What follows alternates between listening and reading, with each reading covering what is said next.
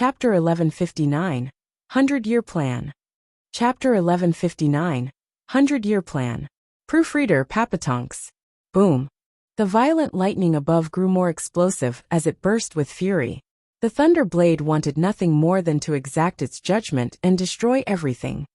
The black palm had something else in mind though, blocking and shielding the area by stopping its descent. Zhuo Fan was quite casual, floating over on the scaffold. None made a move, for not even Bailey Jingwei and the Sword Kings could come out of their shock at seeing this deadly enemy. The guards stayed put, for they were just like the common people, gaping at the heavenly punishment being blocked for the first time. Zhuo Fan was like a god coming down on this world, letting him reach the scaffold with no hindrance, approaching the kneeling victims. None made a sound, making every word echo. Stinking brat. When have I ever taught you to compromise against a tough enemy? Luo Yunhai was waiting for his end, but flinched at the familiar words. He then opened his eyes to see in the blazing sun the same face he knew all those years, tearing up at the reunion. Alliance leader Luo, the second best man in Western lands, ended up acting like a child. Big brother Zhua. Master. Steward Zhua. The others snapped their attention and cried out in joy. The pillar of the Luo clan had been gone for more than a century, but now he was finally back, the first steward Zhuo Fan. Luo Yunchang's eyes reddened, glaring at him in anger and even more joy as tears fell. The Luo clan's happiness made the other convicts open their eyes with a start. He's not dead. Ling Yuntian and many more were staring blankly. Morong Shui eased a breath. At least he kept his word, and came before I ended up in a grave for nothing. Wu Randong opened his eyes and grinned. Palace Lord, you're here at last. He's the dark demon lord of Devil Palace?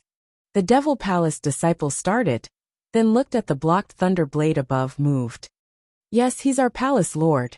Palace Lord, you came to save us. Greetings, Palace Lord. The rest started shouting, and knocking their heads in relief and happiness. Others were stumped. Zhuo Fan's the Palace Lord, the dark demon lord who controls the world's underground. As the convicts grew rowdy on the scaffold, the rest blinked in confusion. The Grand Marshal of the Four Lands ended up being the leader of the strongest shadow group 100 years later. The people pointed Zhuo Fan out, whispering about him. Who could this man be to stop the heavenly punishment and earn such adoration from the convicts? All eyes were on him as Zhuo Fan took the stage with a riveting entrance. Everyone forgot this was supposed to be an execution of the Sword Star Empire's criminals. The thunder blade was still hanging overhead. Bailey Jingwei's face twitched, raising his head to clap. The clamor dimmed just from that. The people turned to him, waking up to the reality that this was the imperial capital's heart. The emperor and prime minister were present and could not be ignored. The convicts quietened, turning grave. Zhuo Fan had come, but saving them was another matter, especially with the 10 Sword Kings around. It was too early to rejoice. Bailey Jingwei smiled. Sir Zhuo, it's truly been too long. I thought you were dead and have mourned you for years. But to think you'd come out again, bringing me such joy. We can now compete again, ha ha ha. Hold up, we'll go down memory lane later. Let me just deal with this buzzing thing overhead first. It doesn't sit right to have a sword on my neck. It makes me jumpy, ha ha ha. Zhuo Fan snickered, raising his right arm and making a fist. Boom, the black hand clenched as well, and the thunder blade exploded into pretty harmless lights. The shockwave washed over the square, making the array masters recoil and spit blood, horrified. The imperial capital's residents gasped as it passed, looking at Zhuo Fan in fear. Their god's heavenly punishment was broken just like that. The Sword King's heart shuddered, turning grave. None of them could do that. His power is on a different level. Zhuo Fan brushed his arms of imaginary dust, smirking at Bailey Jingwei. Now then, Prime Minister, where were we? Bailey Jingwei's face fell, but put on a smile. Ha ha ha. Sir Zhuo is mighty in sword and the pen. I just cannot compare. But there are times that not even a great talent, such as you, can make a difference. What makes you so sure? Isn't it obvious? Sir Zhuo had been in seclusion these days, and I moved with speed to secure the Four Lands. Bailey Jingwei laughed with pride. With a new world order in place, no matter how tough you are, you have no assets, without support and can't do anything to change that. While I can move the entire world into rooting you out, the same tactic you used before. Coming alone into the heart of the empire only got you trapped. Ling Yuntian sighed. They had the four lands as support before, and could hold off the central area's armies. But with the lands fallen, there's no resistance left. Who can face an entire world by themselves? Bailey Yutian only faced the soldiers of two lands, and was close to breathing his last. Now Zhuofan alone would. All shook their heads in despair, not optimistic of Zhuofan's chances. Only a few Luo clansmen held their calm. Zhuofan had a quirky smile. Prime Minister, you're right about one thing. Alone, I don't have the strength to fight the might of the current empire, without men or support. Only, what makes you think I'm alone? Wah! Bailey Jingwei's heart sank, then became frantic. I've removed Devil Palace from the central area, and you think your forces in the other lands can stop the central area? Ha ha ha, is this a bluff? You'd have tried that already, if you could instead of waiting until now. I don't believe you suddenly have the strength to fight the empire, when 100 years couldn't help and your men are weakened. Zhuofan cocked an eyebrow. Some things you just have to believe, maybe it's true. What's that supposed to mean? Bailey Jingwei tensed, his eyes fixed on him. Zhuofan grinned wildly. If the Prime Minister really wants to know, why not try understanding the 100-year plan? You'll see then. Advise me then, Sir Zhuo. Bailey Jingwei nodded. He would have scoffed at anyone else's request, since none could compare to his brilliant scheming genius. Only Zhuofan, his archenemy, was worth the attention after matching him every step of the way. They were like perfect chess partners. It'd be great to have a close friend, to share his exquisite planning. His old enemy made for such a close friend. Then Sir Zhuo. It all began with the World War 100 years ago. The empire had fallen in its harshest times in turmoil, but I have never taken my eyes off the other lands. Chapter 1160, Shoudvi known. Chapter 1160, Shoudvi known. Proofreader Papatonks. Glancing at Bu Xingyun and the rows of spies, Bailey Jingwei smiled.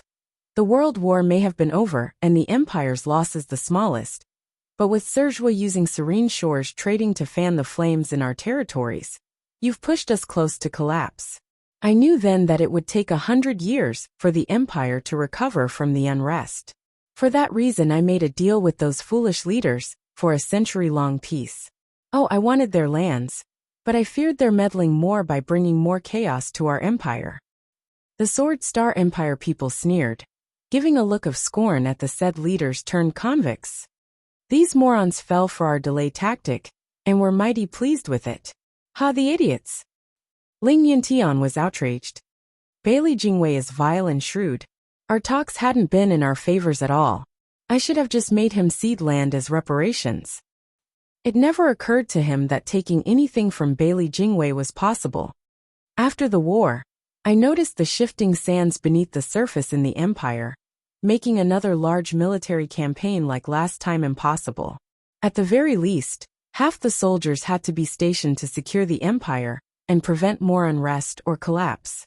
This was a constraint put on me in facing the four lands, unable to go all out against them.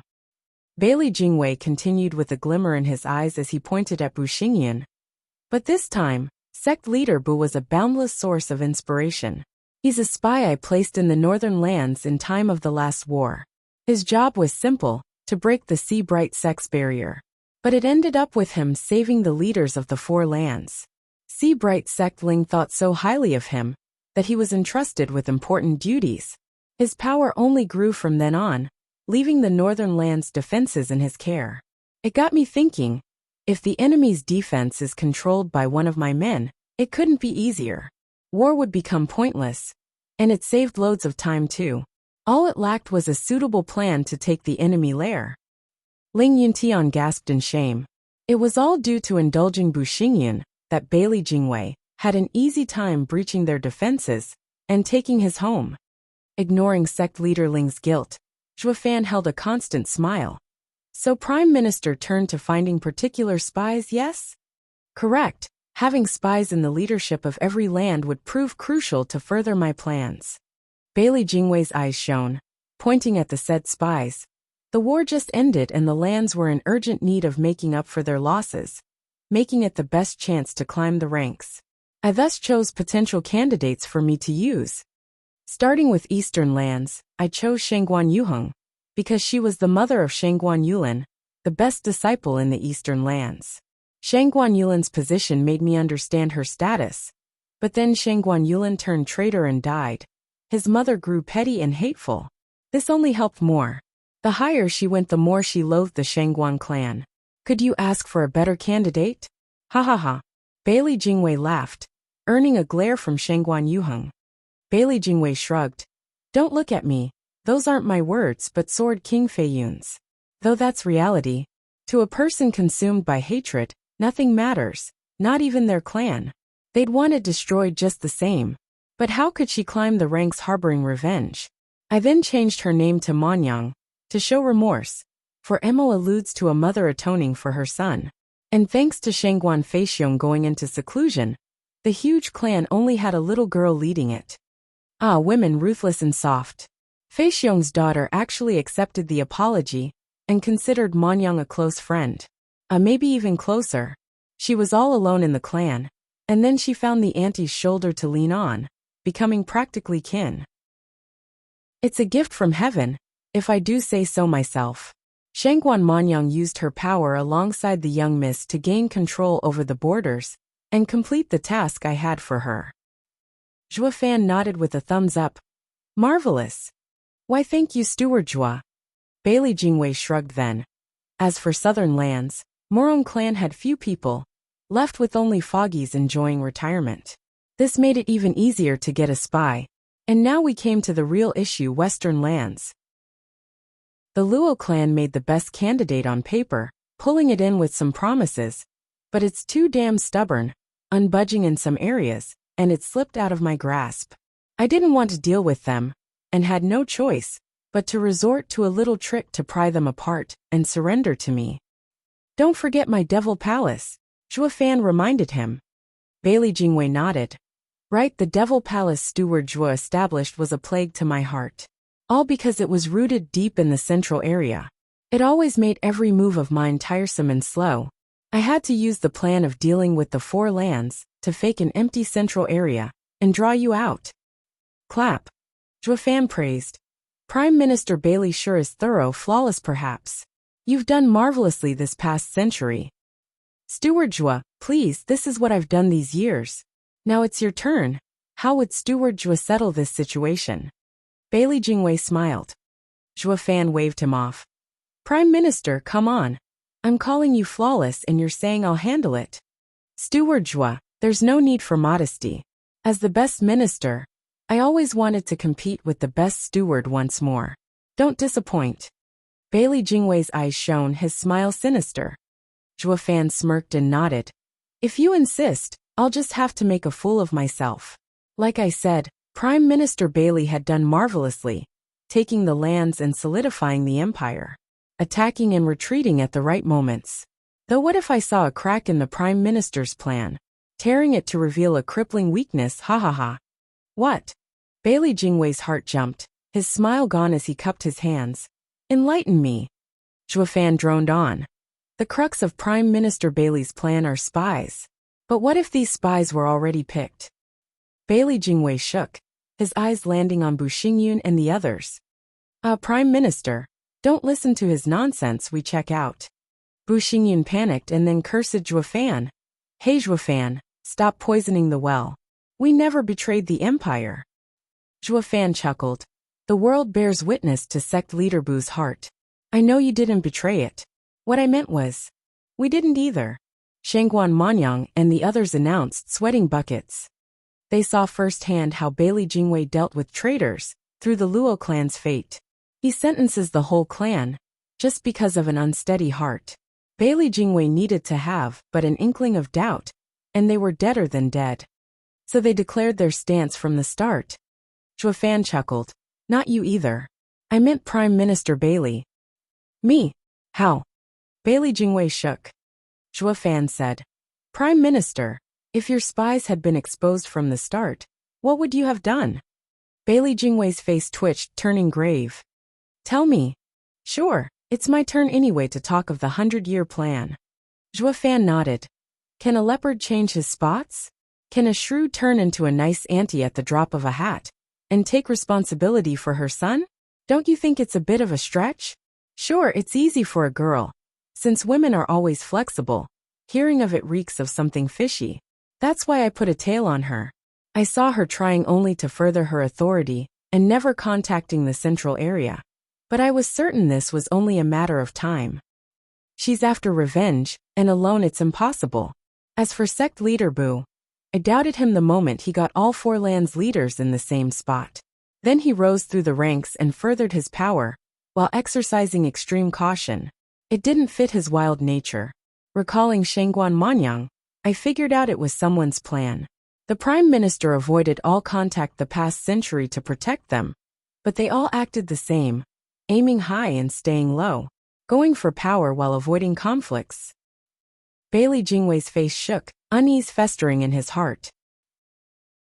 If he found out everything from the start, he has the skills to make it all come crashing down.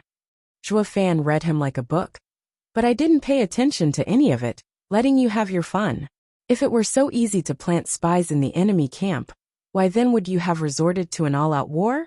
It was precisely because of the huge losses after the war that presented this chance. I just couldn't bear the thought of ruining the Prime Minister's pet project after all that effort. Speaking of, I have the heart of a girl, quite a softy, though I'm a family man. Ugh. Bailey Jingwei faltered, his face twitching. If you're a family man, then the whole world has only cruel monsters. The Luo clan looked bleak as they sighed. Steward Zhua hasn't changed a bit after all these years. Can't he have just a shred of decency? Chapter 1161 Turnaround. Chapter 1161 Turnaround. Proofreader Papatonks. Steward Zhua, what did you do next? I'm eager to know. Bailey Jingwei stared hard at Zhua Fan, his voice stiff. Then tell me, what game are you really playing? Zhua Fan nodded. Sure, I'll say this first. The empire had gone through changes, but its strength remains. With the Prime Minister handling things, restoring it to its former glory was easy. As long as its power remains concentrated, it's undefeated. So I had to help your ambition and give you leeway to enact your plan. What? Bailey Jingwei gasped. You let me? Then, taking a deep breath, Zhua Fan showed a twisted smile. Prime Minister, remember the empty city tactic 100 years ago? It was and wasn't. But now it couldn't be truer. Empty city tactic. Bailey Jingwei started, turning to the Sword Kings who attacked the 4 lands. Shangguan Feiyan was first to say. We assaulted Shangguan clan, but there was no one in sight, and we had no trouble seizing eastern lands, though there were more fugitives. Our assault was real, killing throughout the Seabright sect, but the Snow Peak 4 elders and Ouyang Chongqing were gone. Those cowards fled somewhere, and we couldn't pick their trail. Bailey Yin said. Dan Qingshan paused and nodded. Murong Klang was deserted, then we found out about Murong Shui. Why didn't any of you say anything? We thought it was normal that. Bailey Yin showed a bright smile and shrugged. They must have found themselves weak, and at the news of our coming they fled. It's obvious. Yes, logical. Zhua Fan smiled. What makes even more sense is when you received news of bestowal for your efforts. And you couldn't smear your record with some pesky mistakes, right? Ha ha ha. But these omissions proved to be crucial. Don't you know that grass sprouts from anything, be it fire or floods? Bailey Jingwei heard Zhua Fan's disdain, and grimaced with clenched fists. Bailey Yin found it scornful. What's so bad about some homeless fools? TCH. Report. A frantic man shouted, echoing through the imperial capital as he rushed to present a jade slip. Prime Minister, this is very bad. The Western Lands Army breached the borders and is marching into the central area. The defenses were overwhelmed and are in dire need of reinforcements. What? Bailey Jingwei and everyone else wore masks of disbelief. Bailey Jingwei grabbed his collar, turning hysterical. What the hell happened? Didn't the Western Lands capitulate? Why are they attacking the central area?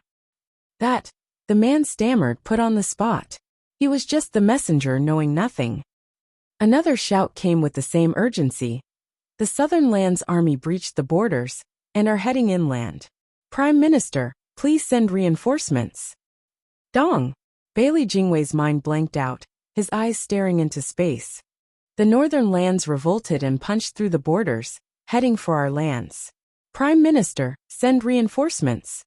Another frantic shout came. Zhuo Fan mocked and taunted. Your Prime Minister had his men ready to deal with me. He can't spare one man for you. Tell them they're on their own. Devil Palace Lord is a heavy criminal, ha ha ha. Zhuo Fan. Bailey Jingwei glared with bloodshot eyes. What the hell did you do? Zhuo Fan shrugged. But then a melody intervened, sounding cheerful and snappy. Even the tone-deaf could hear its meaning. It's not he who did it. He only came up with the plan and went into seclusion. We did everything. Zither Sword King. Bailey Jingwei raged. Why would you sell out the empire? Lu Mubai said. Prime Minister Bailey, my people died from this same heavenly punishment. 2,000 years ago, I sought shelter in the empire, and I'm unclear if the invincible sword forgot about it, or merely disregarded me to not mention the execution. I joined the Dark Demon Lord to crush the empire and avenge my people. That is reason enough. What? Bailey Jingwei gaped incredulously. Even so, how could you have led the empire's elites to strike back at the empire? They all are loyal to it. You might get to lead them once, but they'll never go as far as to betray their country. Zither Sword King showed a vague smile, the zither playing. And if they never were central areas? Bailey Jingwei's mind stopped working. Zhuo Fan was kind enough to explain. Prime Minister Bailey, I told you, the empty city tactic now was genuine. Did you really think the empire would seize the lands at the end? We'll see who takes over who soon enough. Bailey Jingwei staggered back in realization. Prime Minister, to be honest, while the Luo clan suffered, I have always been watching from the side, wanting you to make your move on the western lands. This way, the empire's forces would scatter. While the men you sent into western lands had long since been destroyed by the Luo clan and Zither Sword King. The men posted in western lands are western land soldiers in central area uniform that Zither Sword King helped hide. The border guards thought them as themselves and opened the arrays, followed by their immediate defeat under a sudden assault by western lands forces. The same for the other lands? Bailey Jingwei asked in shock. Zhuo Fan nodded. You're catching on. It was all a diversion. Thinking your world order came to be, your guard on the four lands loosened, and the soldiers at the border were called back, giving the lands the perfect chance to strike. Ignore his foolish words, Prime Minister, the northern lands is ours. Bailey Yin intervened, for the way it was said painted every leader that attacked the lands as traitors. Zhuo Fan smiled, with the red-nosed old man patting his shoulder. Bailey Yin, you don't have to explain yourself. That's the hard truth. Wine Sword Immortal. We took northern lands, but after you left, I ordered the army to assemble in a valley, so that Ouyang Chongqing and the others would kill them off. That's why it took me 3 days to come. SSS. You. Bailey Yin gasped and fumed. The drunkard has always been sloppy, but actually so vicious when he wanted to be. Those were the lives of millions of elite soldiers. Bailey Jingwei turned his stiff head to Danqing Shun. Dragon-cleaving Sword King was delayed for the same reason. Yeah, though I didn't have a good excuse like Wine Sword Immortal to fool you, so the brat gave me Miss Morong to use instead. No matter how suspicious you are, seeing such a prize you'll forget everything. And sure enough, he was right. You fell for it hook, line and sinker. Danqing Shun nodded. Bailey Jingwei was a blowing volcano now, looking now at Shangguan Feiyin. Sword King Feiyin, you can't also be. Prime Minister, I'm not like these bastards. You know of my hatred for the Shangguan clan. With my land the only one stable, it proves. Report. A guard rushed in with a ready jade slip. The eastern lands is in revolt, with fighting all over. Prime Minister, send help. Shangguan Feiyin flinched and Zhuo Fan chuckled. Yes, Sword King Feiyin was the only one who I never tried to turn. He's very much loyal to the empire, as are his men. Though I wouldn't bet on them for help, Prime Minister. Tied up with the sudden revelation of the Shangguan clan. Ha ha ha. Damn you. Bailey Jingwei pointed at him in rage, his ears turning red. In just 10 days, the campaign spanning the 5 lands flipped through a turnaround, from the Sword Star Empire ruling supreme, to being attacked from all sides. Bailey Jingwei never saw it coming. He had lost once more to this deadly opponent. Chapter 1162, Last Showdown. Chapter 1162, Last Showdown. Proofreader Papatonks. Zhuo Fan raised the corner of his mouth, revealing his grand plan to the incensed Bailey Jingwei. Prime Minister, it was quite impossible for Devil Palace to grow without gaining some attention. But a few decades ago, I had the Prime Minister notice it on purpose, even going as far as letting your spies slip in. Care to know why? Bailey Jingwei was white as paper, his breathing ragged and unable to speak. Quite simple, because I wanted control, not just of me, but over others as well. Zhuo Fan said, if you'd been in the dark of Devil Palace, then you'd go all out against the lands, and we'd raise a revolt. Though it wouldn't do any good. We both know how the First World War ended. With a couple of frightening words from you, the leaders of the lands were happy to follow along. You went home at once to douse the flames and keep the empire whole. No matter how much damage was done, all can be rebuilt in time. The empire would survive. So I let it slip into your reports that Devil Palace existed, and even let you send spies to give you false control across the board, when I was holding all the cards.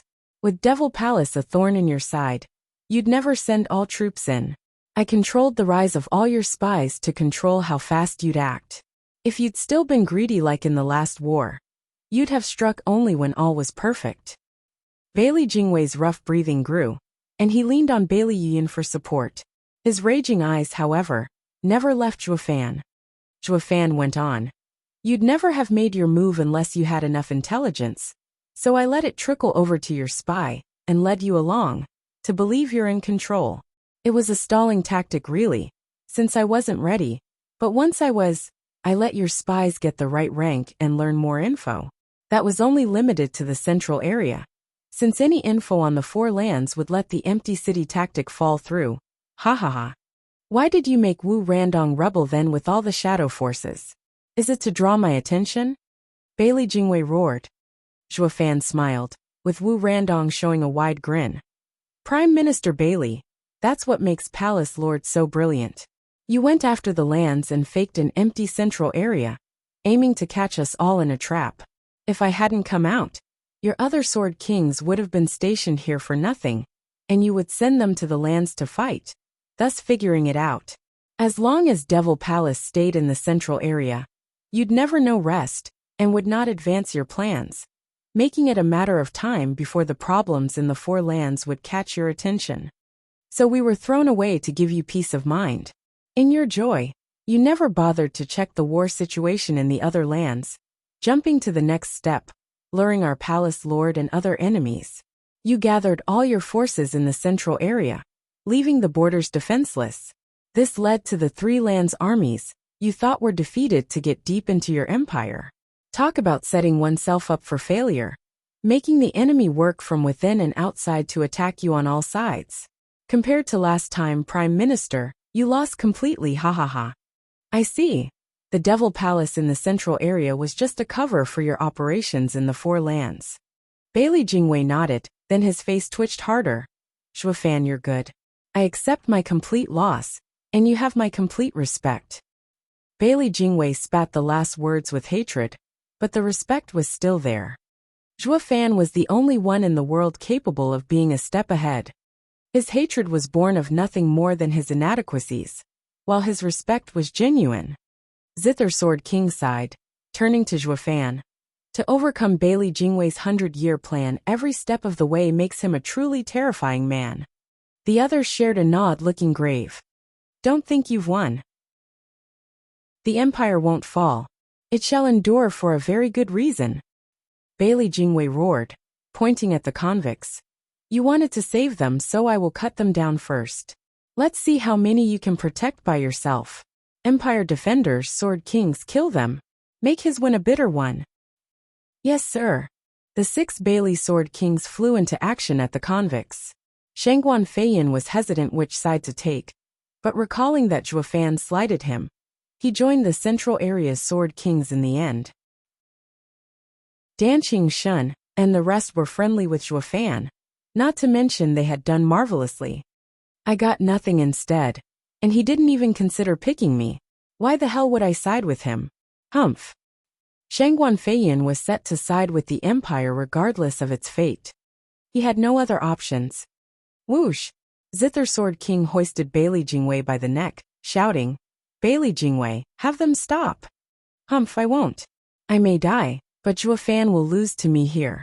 He gets the great victory, while I'll leave a scar on his heart, ha ha ha. Bailey Jingwei snickered, leaving the Zither Sword King helpless. The Sword Kings listened to Bailey Jingwei, because Bailey Yutian ordered it, while hardly caring for his fate, or that the Emperor would survive. They would not stop unless he spoke up. Zither Sword King sighed with worry at Zhuo Fan. Dark Demon Lord is strong, able to take all those Sword Kings, but they're focusing on killing his people. He can't look after all of them, so could he protect so many people? Zither Sword King knew he cared for some of the people there. With the death of any of them, his heart would be in pain. Zither Sword King shot over at once, wanting to help. Dan Qingshun and Wine Sword Immortal were already there. But since they were all Sword Kings, they were a moment behind compared to the 7. Who? A fierce wind came at Morong Shui as Bailey Yin showed a wicked smile. As dreadful power blew over Ling Yuntian, Bali Yu glanced at Zhuo Fan, and decided this man could die from his lack of reaction. She didn't want to kill anyone who Zhuo Fan cared about, or to be at odds with him. Bailey Jingwei would have been pissed if he knew. Bali Yu, you rotten turncoat. Why the hell are you going for Ling Yuntian, who Zhuo Fan couldn't give 2 licks about? But now he was too drunk on revenge to see clearly that he had another traitor in his camp. Bloodlust washed over the scaffold and the convicts, making them feel death on their necks. They glanced at Zhuo Fan with pleading looks, but he just stood there like a statue. All were on the verge of crying. Dude, aren't you here for us? At least fake it. Bang! As the Sword King's power inched closer, so did death clench their hearts in its grip. Zhuo Fan acted like he abandoned them as a boom resounded in their ears. The 7 Sword Kings backed off, as they saw 7 people in front blocking them. Shui, are you alright? A man in red stood next to Morong Shui, having a fire cloud badge on his waist. She cheered, brother. Shangguan Feixiong, you finally show up. Shangguan Feiyin stared at him. Shangguan Feixiong cupped his hands. Feiyun, have you been well this century? Shangguan Feiyin sized him up, the jade badge on his waist catching his eye, that of a mountain. Dad, leave Bailey Jingtian to me. I have a score to settle. Be careful. The father had a badge with a river, while the son wore black with fangs on his badge. Another man in black, a youth, had a sun painted on the back of the robe. Turning to them, I have a score as well. Leave him to me. Why should I? I'm stronger than you. TCH. The youth with the fangs badge huffed. Zhuo Fan stood still all this time, while the others around were stunned at the familiar figures that had vanished at the end of the First War. Only the Devil Palace disciples cheered seeing them. Our 5 Dharma kings and emissaries are here. With all experts present, the last showdown could begin. Chapter 1163, One-Sided. Chapter 1163, One-Sided. Proofreader Papatonks. The 3 coming to the rescue halted looking stunned. Morong Lai, Shangguan Feixiong and Ouyang Lingtian were missing for a century. Now they were Devil Palace's Dharma kings. I see. Dan Qingshun glanced at Wine Sword Immortal. No wonder a drunkard like you would side with Devil Palace. You were close with Morong Lai. Come now. It's totally normal for friends to visit each other, ha ha ha. Wine Sword Immortal's red nose wiggled as he laughed. Dan Qingshun nodded. Wine Sword Immortal was with the Empire, but he longed for something else, always having a soft spot for the Morong clan. Maybe he became a Sword King in the first place, so he could protect the Morong clan. For when the Empire attacks southern lands at some point, as a Sword King, he could save them. The 7 Sword Kings faced 5 Dharma Kings, and the Sun and Moon emissaries. The two sides were not an equal match to begin with, but with the 3 traitors added into the mix, the Empire's side would lose out. Emperor Bailey Jingshi frowned, losing his cool for the first time. Jingwei, what do we do? Your Majesty, relax, we're not at the end yet. Bailey Jingwei looked bleak, gnashing his teeth and roaring. Soldiers of the Empire attack. Kill them all. Roar. At his order, thousands upon thousands of experts poured in from up, below, and everywhere around, filling the imperial capital with their bloodthirst as they made their way to the scaffold. I knew it was a trap. Zhuo Fan grinned. Dan Qingshun and the others started, looking at the experts storming in, and shot around the convicts to shield them. SSS. The imperial capital's people gasped at the scene, filled with fear and running all over the place as their hearts hammered in their chests. Curses, we've come to see a show, not be part of it. Why must it be so chaotic? First the foreign Sword King's betrayal, now the imperial army? Heavens above, I don't want to be collateral damage. Wailing inside, the people ran off in seconds. The army cared not for bugs, their targets being Devil Palace and the traitors. Rumble. Dan Qingshun and the others watched the black clouds coming closer with heavy looks. Zhuo Fan took a deep breath and said, "This looks familiar. Did it happen in the last war?" "Yes, Steward Zhuo. You used the same tactic on our patriarch, now it's used on you." Bailey Jingwei sneered. "The Empire may fall today, but I don't care about the lands anymore, so long as I have your head.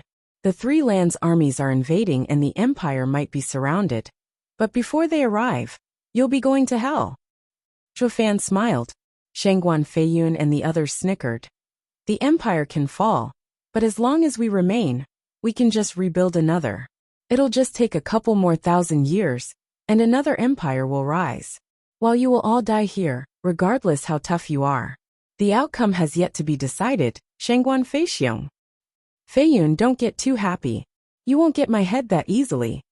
Shangguan Feixiong sneered. Shangguan Feiyun cackled. "Ha ha ha.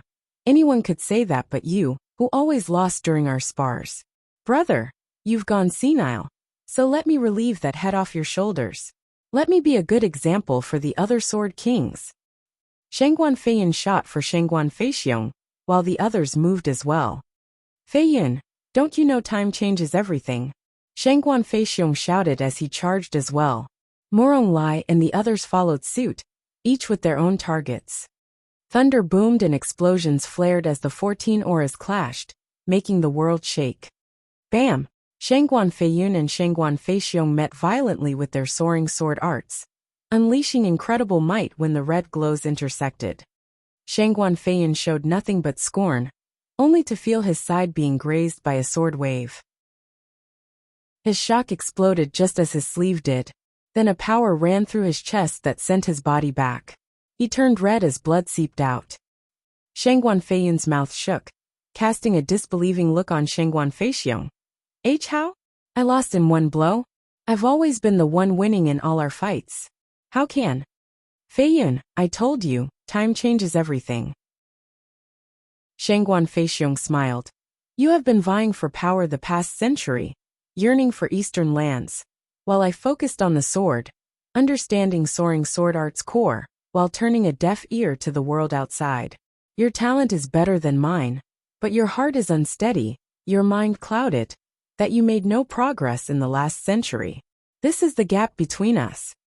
Shangguan Feiyun's face twitched as he glared at his brother, still in denial. "No, I'm better than you in every way. That's why I refused to acknowledge you as clan head when you were picked. Why now could you best me? I won't allow it, I won't." Bam! Shangguan Feiyun raged with a red face, hearing a loud sound coming. He saw a shadow fly by and Bailey Yun's scorched face came into view, spitting blood at his side. "How is this possible? Morong Lai was never this strong."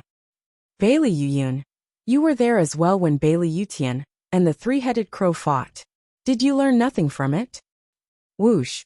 Red flashed and Morong Lai popped in his face, eyes burning with grief. How sad. A practitioner that could not see strength in another truly strong one. "Are you really Bailey?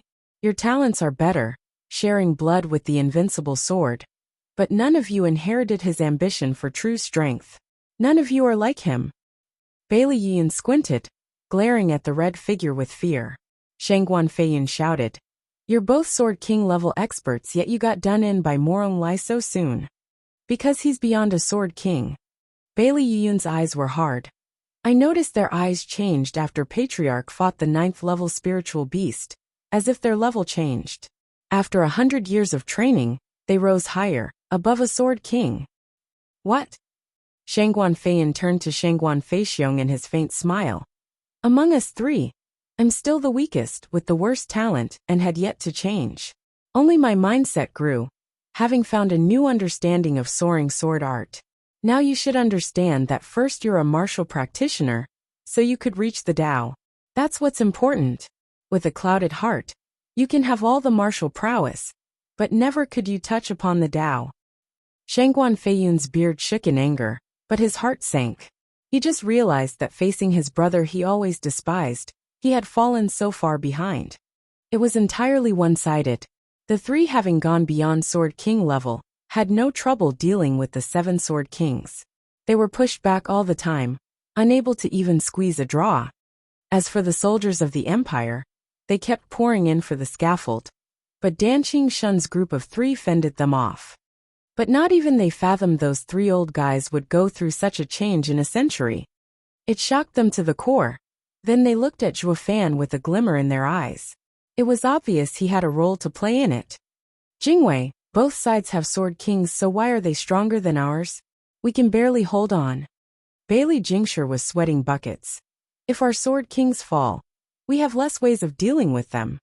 Bailey Jingwei grimaced, glancing behind at the thunderclap in the distance, his eyes glinting. Chapter 1164, Invincible Acts. Chapter 1164, Invincible Acts. Proofreader Papatonks. Rumble. Lightning snaked through the clouds with a low rumble, like the growl of a beast. The sky turned white in the distance. That was where the god of the Sword Star Empire, Bailey Yutian, was in seclusion. Even with the public square drowned in battle and killing, the powerful explosions left the people deafened. Zhuo Fan still stood straight on the scaffold, his eyes fixed on the thunder and lightning, waiting along with Bailey Jingwei. With a draconic roar, Danqing Shun struck, turning the thousands of experts in front to floating ashes. With music, Zither Sword King's 7 notes obscure sword turned his enemies into mush. Wine Sword Immortal spurted wine, unleashing a firestorm that left nothing behind. The 3 worked together to stop the endless flood of soldiers, looking grave. They knew Zhuo Fan was there, but they uttered no complaint. They knew kings went for kings and generals against generals. The Dark Demon Lord's opponent had yet to come. Rumble. A purple lightning flared and Xiaoer stepped in front of Bali Yuyu. Bali Yuyu blocked, making it a draw. Glaring at the purple-haired girl, Bali Yuyu patted. "Where did the punk find such a weird expert, so young and so abnormally strong? I was thinking of throwing the fight with this girl, for his sake. It's clear now that I was overthinking things. The girl is so ruthless that me going easy will get me killed. Curses, didn't the punk tell his people to go easy on me? Humph, he forgot everything then." "Sister Yu." The purple girl giggled, teasing. "It's been a while, but you're still as strong." "Ugh." Bali Yu gave her a long look. "And you're? Forgot me already? And you even faked being my mother." "Xiaoer." Bali Yu started, her eyes wide. "You're all grown up and so strong too? Just like your old man and human." "I never was a human though." Xiaoer snickered to herself. "Sister Yu, we had a good time back then, and always considered you one of us. The Empire is done for, so why not join us?" "Stop spouting nonsense, the Empire won't fall." Bali Yu flared, then frowned in worry and hesitation. She was of Bailey. The others could betray, but for her to switch sides out of the blue, she'd feel guilty. The Patriarch might have been harsh on her, but he was never cruel. How could she betray him without a good reason? Xiaoer smiled. "Fine, since you haven't made up your mind, I won't force you. Once the Empire falls, why not stay with us?" "Hey, girlie, wake up. Our Empire's armies have you surrounded. Worry about. Are those your armies?" Shower cut her off, pointing. Bali Yu looked over to find a shocking scene. What's going on? Bali's sword kings were all on the ground, battered and wounded. Morong Lai's side held them with a cold stare. In merely minutes, the result between the two sides was an overwhelming victory. Bali Yu stared dumbly. Why are Devil Palace's people so strong? Sister Yu, over the last century, besides me and brother helping father as Dharma kings, those three coots have been doing nothing but being in seclusion to learn the sword with father, ignoring everything else. Xiaoer cocked her head. Think about it. What kind of people are they really? Stuck together every day testing their sword skills and getting dad's hints, their power sword. They're now stronger than even a sword king. I picked you as my opponent just so those geezers wouldn't hurt you. I've been easy on you already, hehehe. Bali Yu's face twitched. You went easy. Of course. Why do you think you're still standing there? Ugh, fine. Feeling sweat trickling down, Bali Yu figured out the truth and felt like she aged then and there. The new replaces the old. That same cute child turned out to be going easy on me. The emperor, Bailey Jingshi, was dumbstruck, slumping in his throne. It's all over. All sword kings. Bailey Jingwei gave him a look, then clenched his fists, waiting as his eyes refused to give up. Bam! With the last explosion, Shangguan Feiyin fell among the other sword kings of the empire. Shangguan Feixiong and Morong Lai walked up, looking down on them. Ouyang Chongqing chuckled, pointing at Bailey Jingtian. What's wrong? Now you know how even 100 years isn't too late for a gentleman's revenge, lone arm sword king. Just kill me already. Bailey Jingtian huffed. Ouyang Chongqing sneered. Shangguan Feixiong stared at Shangguan Feiyin. Feiyin, you betrayed the clan and it's my duty as the elder to take you back and be punished. I have nothing to say to you. Shangguan Feiyin closed his eyes, his fists still clenched, his scarred and bloody face desolate. Shangguan Feixiong cupped his hands. People, leave Shangguan Feiyin to me. The rest can be Devil Palace's captives, and yours to do what you like. They all nodded. Thunder exploded just as they were about to be taken in, from far in the distance. A flash of purple passed, and a violent surge spread over the battlefield. That's, they all shuddered at the familiar pressure. Bailey Jingwei lit up, cackling. Ha ha ha, finally! Our patron god is here. Zhuofan, Devil Palace is finished. Whoosh! The purple glow flew up like a lightning dragon, dyeing the entire sky in purple. A thunderstorm began brewing above, sending its pressure on all below. Invincible sword Bailey Yutian is still alive. Patriarch! Morong Lai shouted, while Bailey Yuyun's side was overjoyed, hope at victory restored. As long as the patriarch remained, the empire endured. Danqing Shun was fending of the army, when he looked grave at the purple glow. The invincible sword hadn't been seen for a century, and was thought to be dead. Now he makes his appearance. This is bad, but... Many turned to Zhuofan hopeful. Bam! Morong Lai ignored everything and shot at the purple glow with battle spirit. Invincible sword, the best in the world. After 100 years, I've come to challenge you after the last defeat. We as well. The others ignored the wounded sword kings, and followed Morong Lai into the sky, their blazing thirst for battle blinding. Even Xiaoer ended up going, Bali Yu not stopping her. Everyone else blinked in stunned silence. Do they think 7 together can defeat Patriarch? No, they don't care about winning, only fighting. But what's the point in fighting a losing battle? The Sword Kings looked at the 7, and began to understand the mystery of the strong. Whoosh! The purple glow passed through the 7 and slammed into the center of the square, revealing a thin armor, a cape and an aged face. His eyes stared like daggers, the strongest, the invincible sword. Bang! The subsequent thunderclaps made the 7 pummel to the ground as they trailed blood. They groaned and coughed more blood, slumping in their own blood. Chapter 1165, Peak Showdown. Chapter 1165, Peak Showdown. Proofreader Papatonks. Who? An oppressive silence fell, with only the howling wind's presence being known as it fluttered the old man's white hair. There were no shouts, no clashes on the square. Even Danqing Shun's group of 3 stopped. All eyes were on the old man, built like a god, with sharp eyes and a deadly aura. It only took one moment for the Dharma kings and 2 emissaries to be on the ground wounded. Behold the power of the invincible sword. He's the living proof that the Sword Star Empire shall never fall. All of the Empire's soldiers were filled with worship and respect, while everyone else saw him as a monster. Ling Yuntian felt regret. I must have lost my mind to spare this insane freak back then. Regret always came after. Ha ha ha. Bailey Jingwei cackled, stepping forward as he turned smug. Steward Zhua, you lose. The patriarch hasn't been seen for the last century, but he's still alive. As long as he is present, the empire will stand forever. You'll be the one to do the dying today, along with all those traitors going down with you. Your 100-year plan is wasted. Roar. The soldiers roared in approval and excitement. The empire's strongest symbol was their god, the invincible sword. The sword kings could fall, but never him. Bali Yu turned a worried look to Zhua Fan, her fists clenched. She didn't know how he got away from Patriarch last time. But now his 7 experts were on the ground. How was he going to cope with the old man? Ignoring the crowd's confusion, worry and joy, Zhua Fan made a move. He took his time walking towards the invincible sword. Prime Minister Bailey, I thought I told you. My plan was laid out to control the speed of your actions. And why, you'd ask? Haha, so I could get ready and enter the final battle.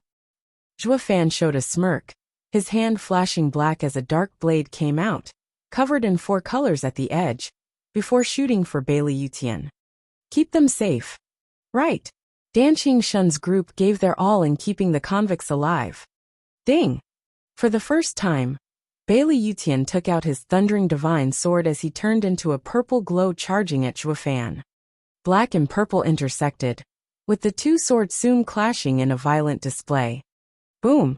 The shock wave shuddered the earth and rippled the sky, followed by a fierce gale and dust storm.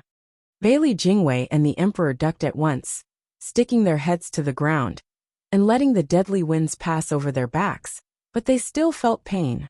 As for the soldiers, they exploded in a shower of blood and gore, adding a dark red tint to the already bloody spectacle. More than 100,000 lost their lives just then, reduced to gunk on the ground, never knowing what hit them. The shock wave went for 1,000 miles, laying the imperial capital to ruin. Bailey Jingwei finally looked up after it passed, only to see rubble and dust replacing the lavish imperial capital. The other lucky survivors looked around shell-shocked. Mommy, what power was that? It leveled imperial capital. Everyone that lived were shaking in fear and alarm. Only Bailey Jingwei laughed. See that? This is the power of the patriarch. Zhua Fan, you're nothing but a conniving ant before him. The terrified soldiers perked up at the prospects. This is the patriarch's divine might. 1 sword is enough to send all enemies to hell. We won. Bali Yu crawled to her feet, hearing Bali Yun's cackle, and shook. Her heart was a mess, in frantic worry as she looked around. Where's the punk? He couldn't be dead.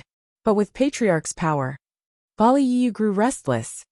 Prime Minister Bailey, you're getting ahead of yourself. Bailey Jingwei froze, peering through the settling dust at the scaffold and the safe convicts.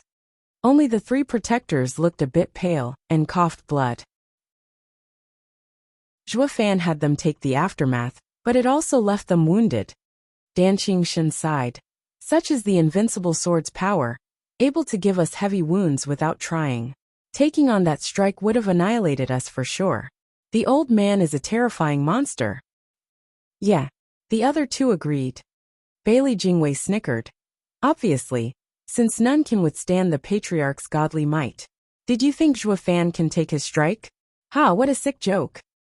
Not just take it, but win. Dan Qingshun wiped his mouth of blood, showing a wide smile.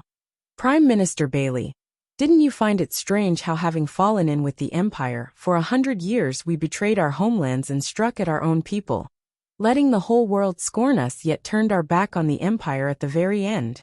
Bailey Jingwei stared at him hard. Dan Qingshun grinned and shouted, because we saw hope in defeating the strongest. That is Zhua Fan. The other 2 nodded, showing conviction. Bailey Jingwei grimaced, whipping his head to turn to the fight. Who? A wind blew the dust away and revealed two men with divine swords grinding on each other. Bailey Yutian held the sundering sword in his aged, but strong hands, looking excited. Zhuo Fan, in white, grinned as he met him with the black demonic sword shining eerily. The black and white complemented each other to bring about new deep contrasts. The sword screeched as they grounded, sending off sparks. The two were matched. Impossible! He blocked the patriarch's strike? Bailey Jingwei cried out, looking out of it, shaking his head to break away from reality. No, no one can take the patriarch's strike, no one. Everyone was just as shocked, even the sword kings and the soldiers. Only Dan Qingxin group grinned. We knew the brat will be the end of the invincible sword. I felt it the moment we fought. The empire will fall at his hands. Zhuo Fan, finish him, and be the peak of the world. Zhuo Fan's ears twitched at the shout, but his mouth widened. That's a given. SSS. The Qilin arm flared scarlet as Zhuo Fan worked his magic, and the swords began to shift. The black sword used overwhelming power to push the purple one back. The invincible sword gripped the sundering sword as he staggered back one step at a time, the veins on his hands throbbing with strain, yet still unable to match the pressure. He grit his teeth, landing his sharp eyes on Zhuo Fan, filled with battle lust. 10,000 years, that's how long I waited for a worthy opponent. This fight, this peak battle is where I belong. Ha ha ha. Bailey Yutian laughed with joy. Zhuo Fan. Chapter 1166, Sword Energy Storm. Chapter 1166, Sword Energy Storm.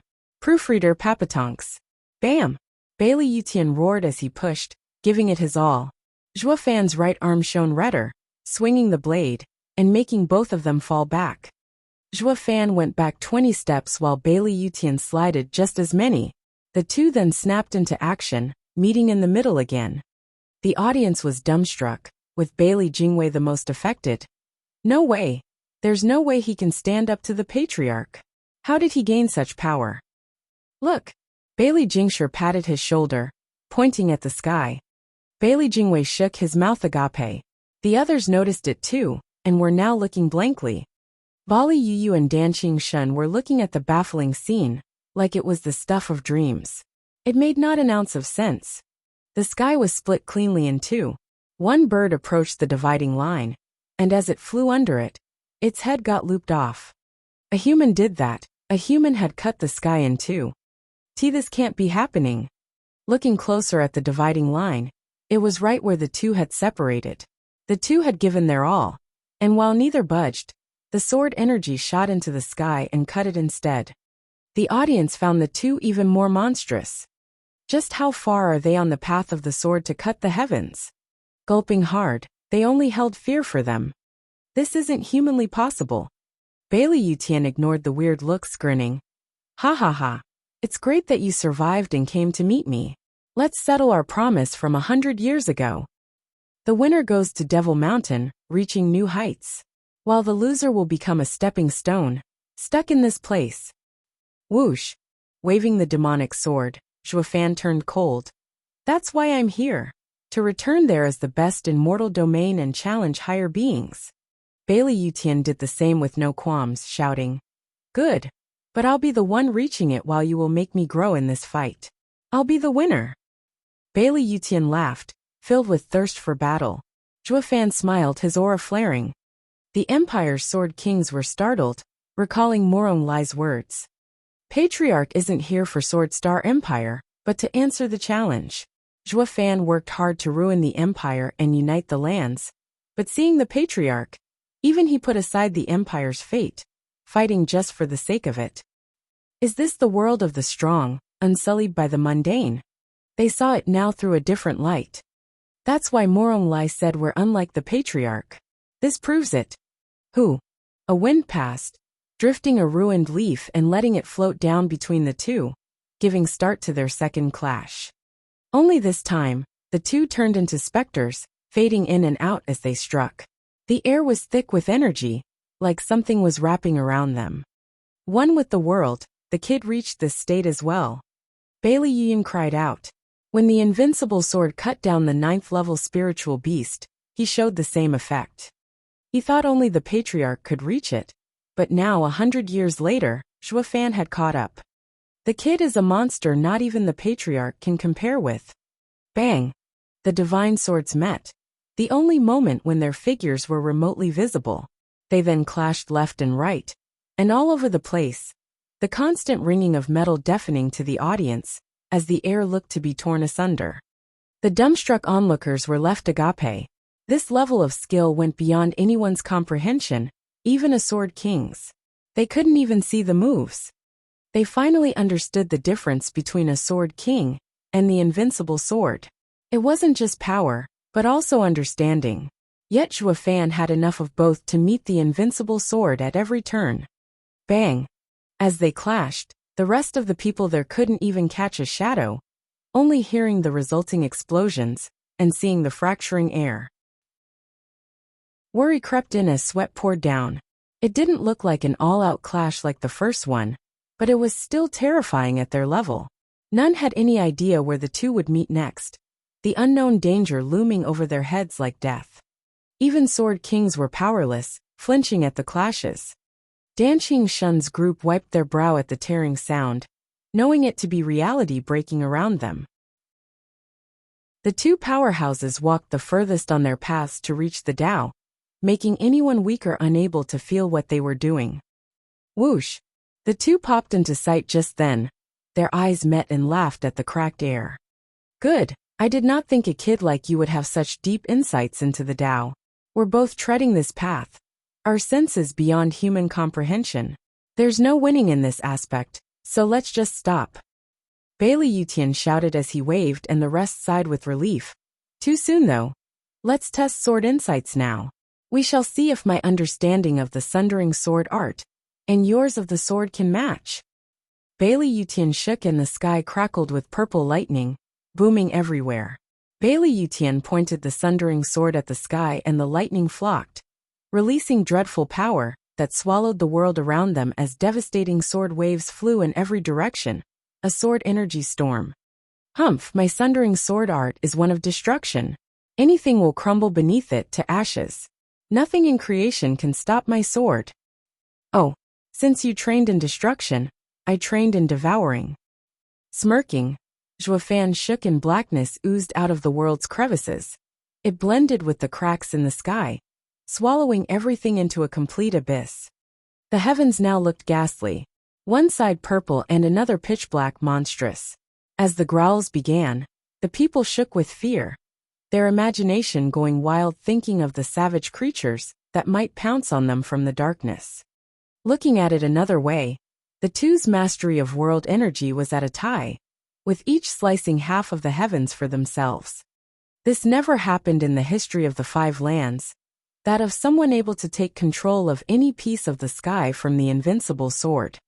The audience paled, with the Sword King's faces twitching. Using swordsmanship as a contest means drawing on the world's energy to turn the world into a battlefield. Anything in that domain will be destroyed. To make it worse, it's between the invincible sword and Zhuofan of all people. The invincible sword's sundering sword is one of utter destruction, erasing anything it touched. Zhuofan's power is still unknown.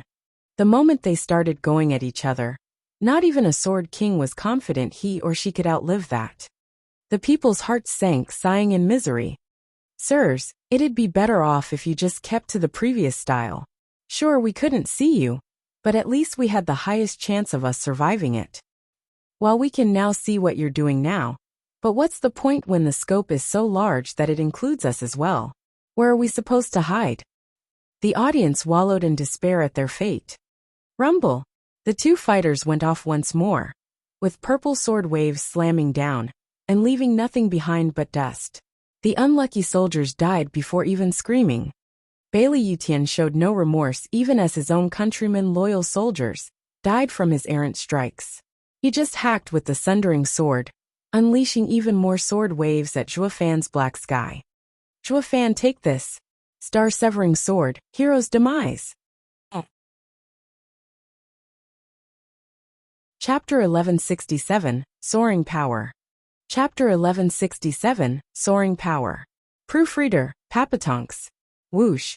Piercing buzzing came from all directions, followed by thunderous boom of lightning, as countless thunder blades shot for Zhuofan's black domain and tore it apart. Zhuofan's darkness lost half its ground in the sky from the onslaught, while the Empire's soldiers suffered heavy casualties as well, dying by the dozens. Bailey Jingwei didn't care. The only thing mattering to him was the Patriarch taking the lead. Genesis stage focused on control of world power. Zhuofan's control was now slipping, and that meant he was at a disadvantage. The Patriarch is gaining the upper hand. Danqing Shun's group frowned with worry. In a Genesis stage battle, losing the sky is like being disarmed. Zhuofan didn't look affected, hovering with pride among the darkness, with a sinister grin. The demonic sword in his hand oozing darkness had its strip of blue shining a deep and cold glow. Whoosh! Making a radiant arc through the sky. The heavens shook as an unnatural power came from the darkness. The thunder blades still assaulted it, only this time they stalled, before sinking like rocks. The relentless attack slowed down to a trickle, and then to a halt, letting the darkness swallow them. What's going on? Bailey Jingwei watched as the lightning sky was invaded by the darkness and didn't understand. The Patriarch's strike was like a meteor shower, leaving his opponent worse for wear. None could defend even against a tenth of the strikes. Why then did the blades stop? Many others were just as puzzled. Only the wounded Ouyang Lingtian propped himself and looked with a chuckle. Zhuofan is a true genius. My understanding of the heaven-sealing sword over the last 1,000 years pales compared to his short century of study. Heaven-sealing sword.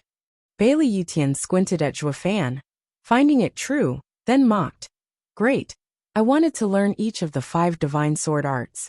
But I've never seen anyone in the world mastering the other 4 and fight me with it. Now you used the heaven-sealing sword art, blocking my star-severing swords. You opened my eyes. A shame you lost more than half of your control, and have fallen in disadvantage, in terms of world energy. Would you be able to seal my next attack? Ha ha ha. The invincible sword hacked with his divine sword, sending a deadly aura of power. At the same time, the thunder in the sky focused on the sundering sword, shining as bright as the sun. The invincible sword roared and struck. Zhuofan, this strike can cleave heaven. Will you be able to seal such an indomitable slash? Whoosh! Following the crack of lightning, a purple sword wave flew at Zhuofan. Except for some darkness and the stopped thunder blades, everything broke apart to nothing. The disintegrating power marched at Zhuofan, wanting to erase him from this world. Heaven-sealing sword art only knows to seal. The stronger the skill, the easier it is to overwhelm it. Bailey Yutian has now used a strike to sever the heavens, using absolute power to break the seal. It'll need a power many times stronger for the gentle heaven-sealing sword art to seal something like that. Danqing Shun gasped. And Zhuofan is nowhere above the old man's. With the sky mostly lost as well, he's at a disadvantage. He has no way of retaliating against the old monster's sundering sword art. Bailey Jingwei snickered at the words. Now the punk will die. Zhuofan showed no fear against the incoming deadly blow, swinging the demonic sword in the air, the blue line on it shining softly. Whoosh! The dark sky moved, focusing on the sword, surging with power. The thick black energy brought thousands of sealed thunder blades onto the demonic sword, bolstering its power. Danqing Shun's eyes shook in amazement. I totally forgot. He doesn't just use heaven-sealing sword art, but vaulting sword art as well. He might have little world energy he could use, but the old monster's sword he sealed is now at his disposal. Vaulting sword art harmonizes yin and yang, a mixed art. Using others' power, Zhuofan can match the old monster. But vaulting sword art is also a gentle skill, and might not be enough to defeat the brutal sundering sword art. Soaring into the heavens with the sword. Shangguan Feixiong propped his body and looked up while smiling. Brother Ouyang, did you ever think the 4 strongest swords arts would come together in one man? Ha ha ha. I for one didn't even after meeting the little freak. For a man of such perception to be in the world, that could comprehend 4 of the strongest sword arts. Especially soaring sword art, looking as if it was made for him. Never in my wildest dreams would I ever conceive that the soaring sword art could unleash such power in the hands of a man. Ouyang Lingtian nodded, looking in Shangguan Feixiong's blazing gaze, and chuckled with hope as he returned his attention to the fight. The soaring sword art was made for the kid. There might not be another man that can use it to such an extent. Rumble. The invincible sword's purple sword wave destroyed all in its path, unstoppable. Zhuo Fan gave it a cold look, grinning, and then his qilin shone scarlet. What was even more strange was how the demonic sword's red line was also glowing, matching Zhuo Fan's right arm. Soaring sword breaking heaven. The purple sword wave was upon him, burning most of his black domain, but Zhuo Fan never lost his cool. His grip tightened, and he slashed the sword glowing a blinding red. Whoosh! A red wave shot, clashing with the purple one. Boom! Seconds after the deadlock, the purple lightning sword wave crumbled. Dong! Everyone else was gobsmacked. The Patriarch's strongest strike got defeated just like that? How? The invincible sword was also shaken up, confident his sundering sword art had reached its peak, that the other soaring sword art would never. Before he could make sense of everything, the red wave passed through the thunder clouds and took all his vision. It startled him that Zhuo Fan's sword didn't just break his, but struck back as well. No, this can't be. He can't break my blow and attack as well. Bailey Yutian was unable to take it in, but reality came crashing regardless. The deadly wave made Bailey Yutian gnash his teeth and slash. Defending comes first. Bam! But even defending went beyond his predictions. The red wave pushed back the sundering sword, even while he used all he had. It, along with the sword, pressed into his chest armor, and kept pushing him back. Beyond shocked, he squeezed everything from his body into his arms, and made the red wave slip beside the sundering sword, and into the sky. Boom! The thunderstorm above sported an extra-large hole, with purple lightning flickering at the edges, unable to mend it. It was like it had some kind of power that broke Bailey Yutian's connection with the world. Everyone was rooted in shock, even Bailey Yutian. Glancing at the far Zhuo Fan, and the red glowing arm coupled with the demonic sword, and for the first time, the best in the lands felt fear towards a human. His grip on his sword tightened in reflex. Chapter 1168, Defeat. Chapter 1168, Defeat. Proofreader Papatonks. This can't be real. Bailey Jingwei's face twitched as he staggered. The Patriarch got pushed back. No way. The rest were overwhelmed as well. The invincible sword showed signs of losing. This had never happened before ever. Emperor Bailey Jingshi felt drained, slumping to the ground in shock. If the Patriarch falls, the empire that lasted thousands of years will come crashing down. Dan Qingshun believed Zhuo Fan could do it, but to see it actualized was another thing. His power was beyond anything they knew, and the old monster only got out alive thanks to the sundering sword taking the brunt. The little monster's understanding of the soaring sword art was simply insane. The Shangguan clan had held onto the same sword for centuries, yet none could display what he could in 100 years. Shangguan Feiyan felt his throat dry. The soaring sword art can do that? Why didn't I realize? Only young Sanzi stood straighter, looking at Zhuo Fan's right hand, and wiping his mouth of blood. Zhuo Fan's understanding of the soaring sword art came from his observations and insights into the soaring qilin's power, with Zhuo Fan using a qilin arm to unleash the soaring sword art. The power multiplied. It went as far as beyond what the old monster could take even with his peak sundering sword art. Everyone looked tense at the fight. The invincible sword turned grave for once, facing his strongest adversary, yet with a cold glint in his eyes. Crack. The snapping sounds reached his ears and Bailey Yutian's heart shook. He saw the armor on his chest sporting cracks from the soaring sword strike. Providence. Bailey Yutian sighed. I hope to finish this challenge with my past self from 100 years ago, and reach the top with dignity. But he is too powerful. I have to give everything for any chance at seeing the new world. Bailey Yutian smirked, looking at Zhuo Fan with fire in his eyes. Zhuo Fan, come, let's finish this peak showdown. Gladly. Flicking the demonic sword, Zhuo Fan shouted back. They both shone red once more, using his power to slash and unleash another deadly soaring sword wave at Bailey Yutian. The invincible sword would no longer defend, but dodge instead, using the sundering sword as cover. Soaring sword wave flitted past, grazing the sundering sword, yet the great power was enough to push on the cracked chest plate and spread the damage. The soaring sword art is truly frightening, holding so much power just within its aura alone. But it's almost time.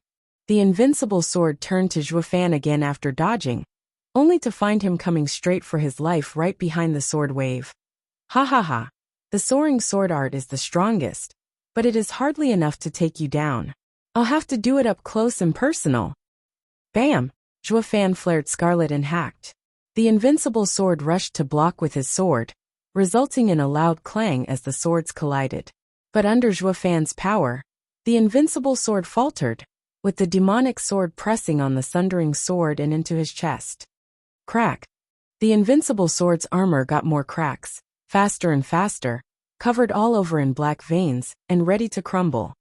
The invincible sword gnashed his teeth, and stared at the youth just a foot from him without fear. His red face strained as he pushed, roaring and shoving Zhuofan back. Kid, you dare come close to me with such gall? Absurd. Thunderstorm. The invincible sword shouted and waved the sundering sword, making the sky rain down thousands of thunder swords at Zhuofan from all directions. Zhuofan was in enemy territory, with the world's energy here in the other's control. He could no longer use the heaven-sealing sword art to seal the strikes. In a Genesis stage fight, each had their own domain, and charging into another's territory was the same as throwing away his advantage, the world energy he controlled. It was beyond dangerous. None would do it without utmost certainty of victory. Zhuofan took such incomprehensible risk to fight Bailey Yutian up close, only to find out the strike did not end his opponent, suffering retaliation instead. Zhuofan was the one in dire straits now. Bailey Jingwei's side cheered with renewed hope. Zhuofan was ever calm, the demonic sword's golden line shining bright and unleashing a scorching heat. Decimating sword art, decimating heaven. Whoosh! He waved at the sky, sending searing waves in all directions. In moments, golden flames formed in the sky as thick firewalls put a barrier between him and the sky. The purple lightning waves landed on the flame walls, hissing to nothing. The decimating sword art was similar to the sundering sword art, both preferring raw power, but the difference was with the decimating sword art being partial to some flexibility. Hard but not brutal. By using this trait, gentleness overcame strength and burned the incoming waves of attacks to nothing. Bailey Yutian's wide sword wave attack used with word power was stopped for moments, ample time. Whoosh!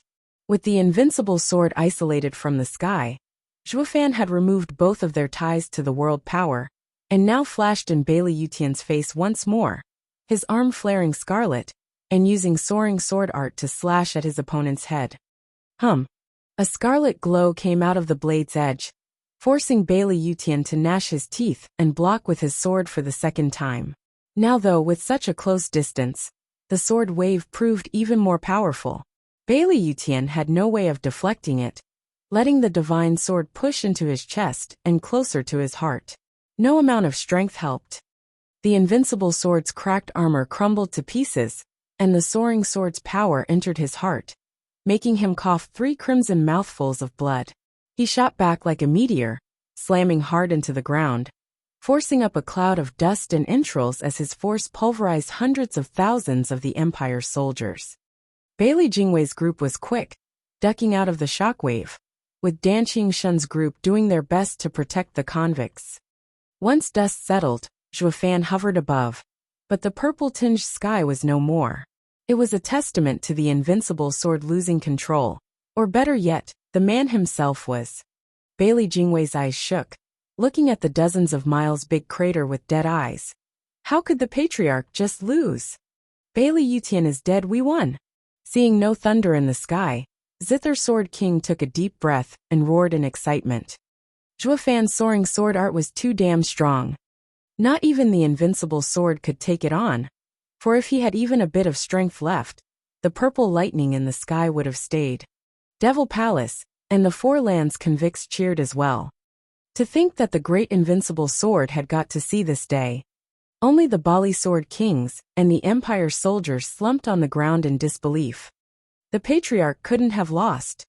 Regardless of their wants and needs, the purple was gone, and the Empire had fallen. The invincible nation knocked down from its pedestal, on high along with its invincible god. While some rejoiced, others mourned.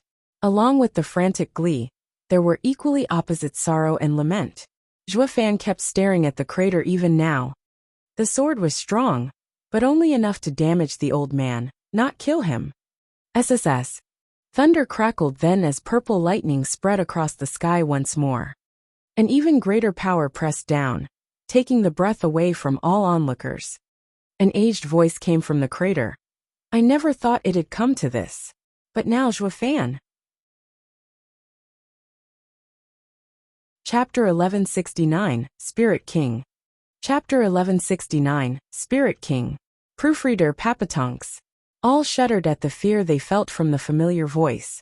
They turned their stiff heads at the crater, with some showing despair while others exhilaration. The Empire lives on. Rumble. Purple lightning re-emerged, with the entire sky turning purple, without a single trace of darkness. Even the air itself became electrified, as purple lightning snaked everywhere. Zhuo Fan was surrounded by purple glows in seconds, coming from everywhere. What's going on here? Dan Qingshun's heart jumped in his throat, looking at the flickering lightning just a foot from his soaked head. This isn't world power, so why is the entire world coming under the old monster's control? Pa! A purple lightning strike flared next to him, and flung him 24 meters away, his face red as he coughed blood. The rest found the hard way how the lightning could strike at any time, and fear gripped their hearts. What the hell is going on? We clearly aren't in the old monster's domain, but why would it appear around us?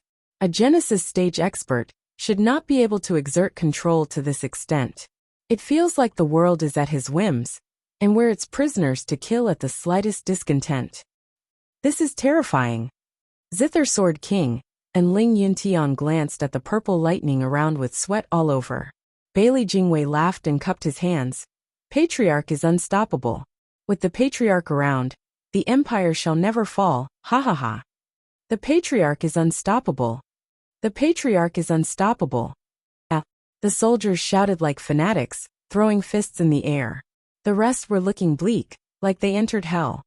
They knew Bailey Yutian was strong, but now strength did not cut it as apt description of that monster. It went beyond the realm of human comprehension. As the lightning danced around them, ready to send them to an early grave at any given moment, their previous joy at victory became a crushing despair. They were mice trapped in the old man's cage, for him to toy with as he wished. He had stopped being a man, turning into a living god. Who could possibly take on a god? They turned to Zhuo Fan in the sky, holding a shred of forlorn hope. Only a demon could fight a god, its antithesis.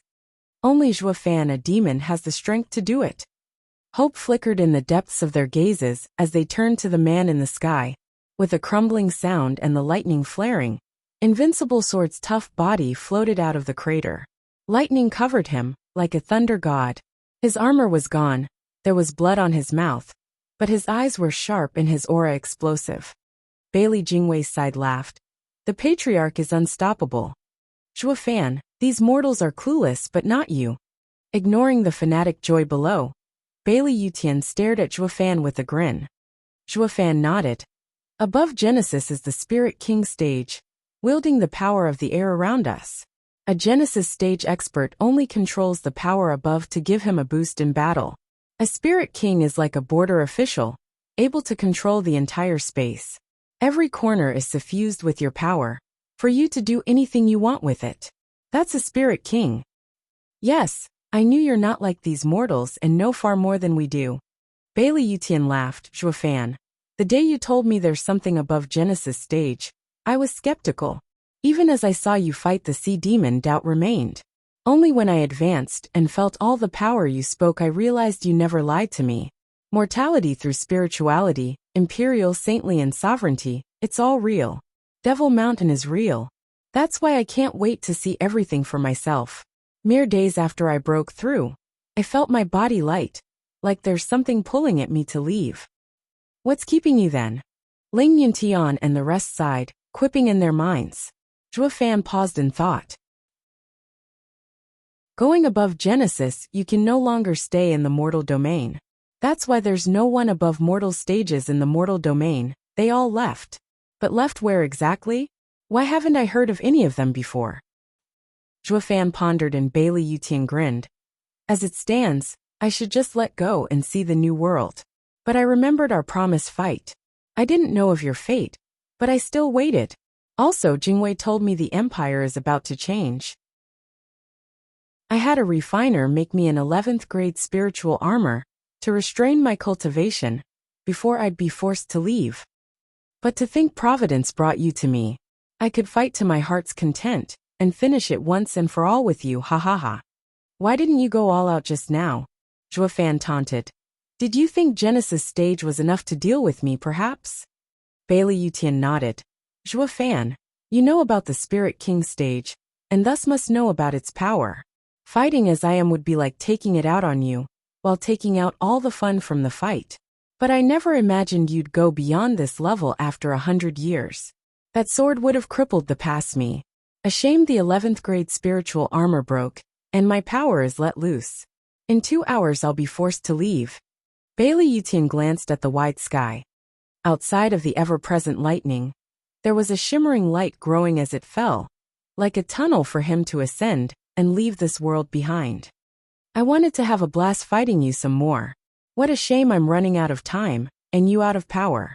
As a fellow warrior, I shall send you off myself, out of respect.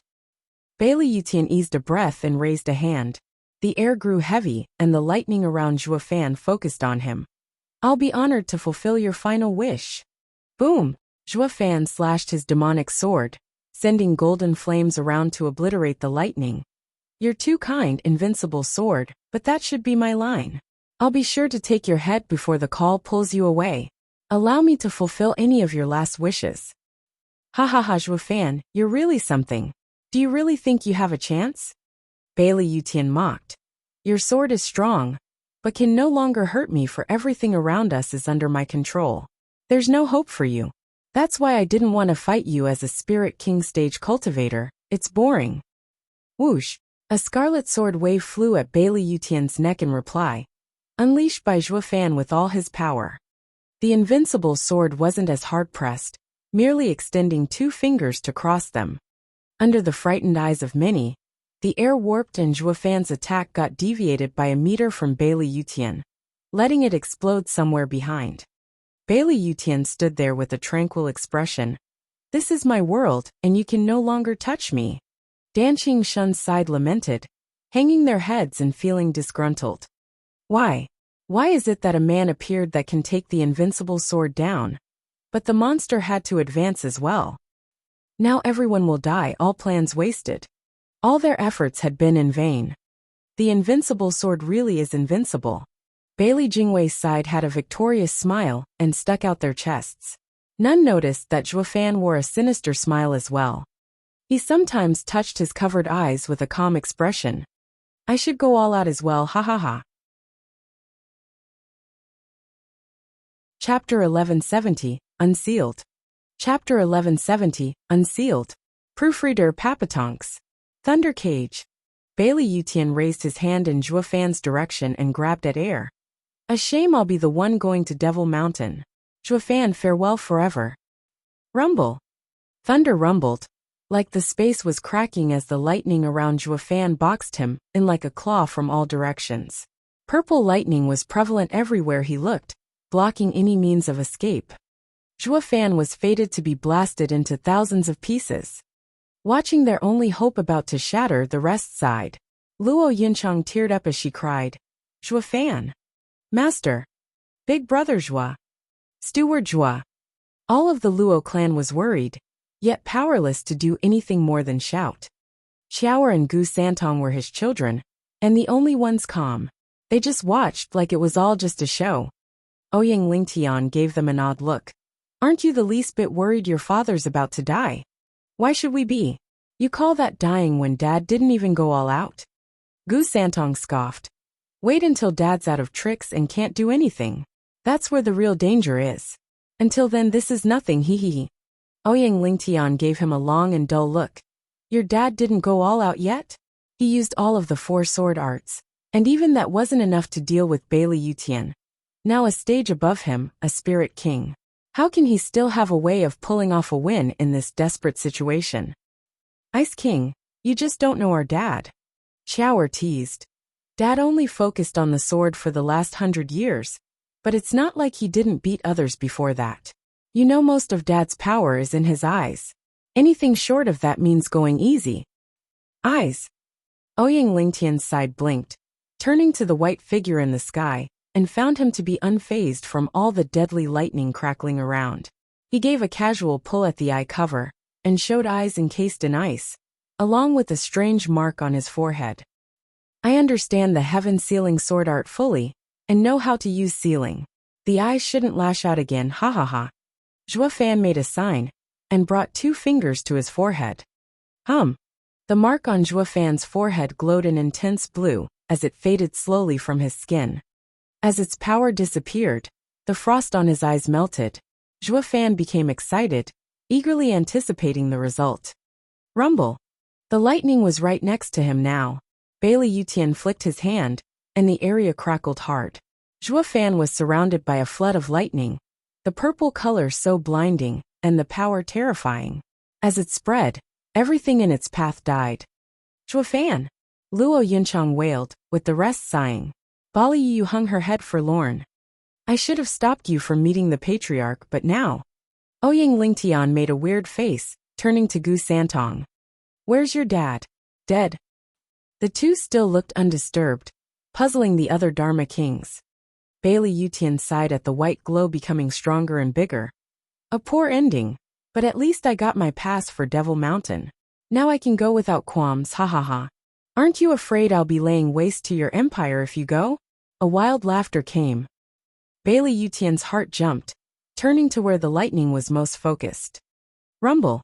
A crackle far louder and terrible than the purple lightnings covered the sky as black thunder flames exploded into existence.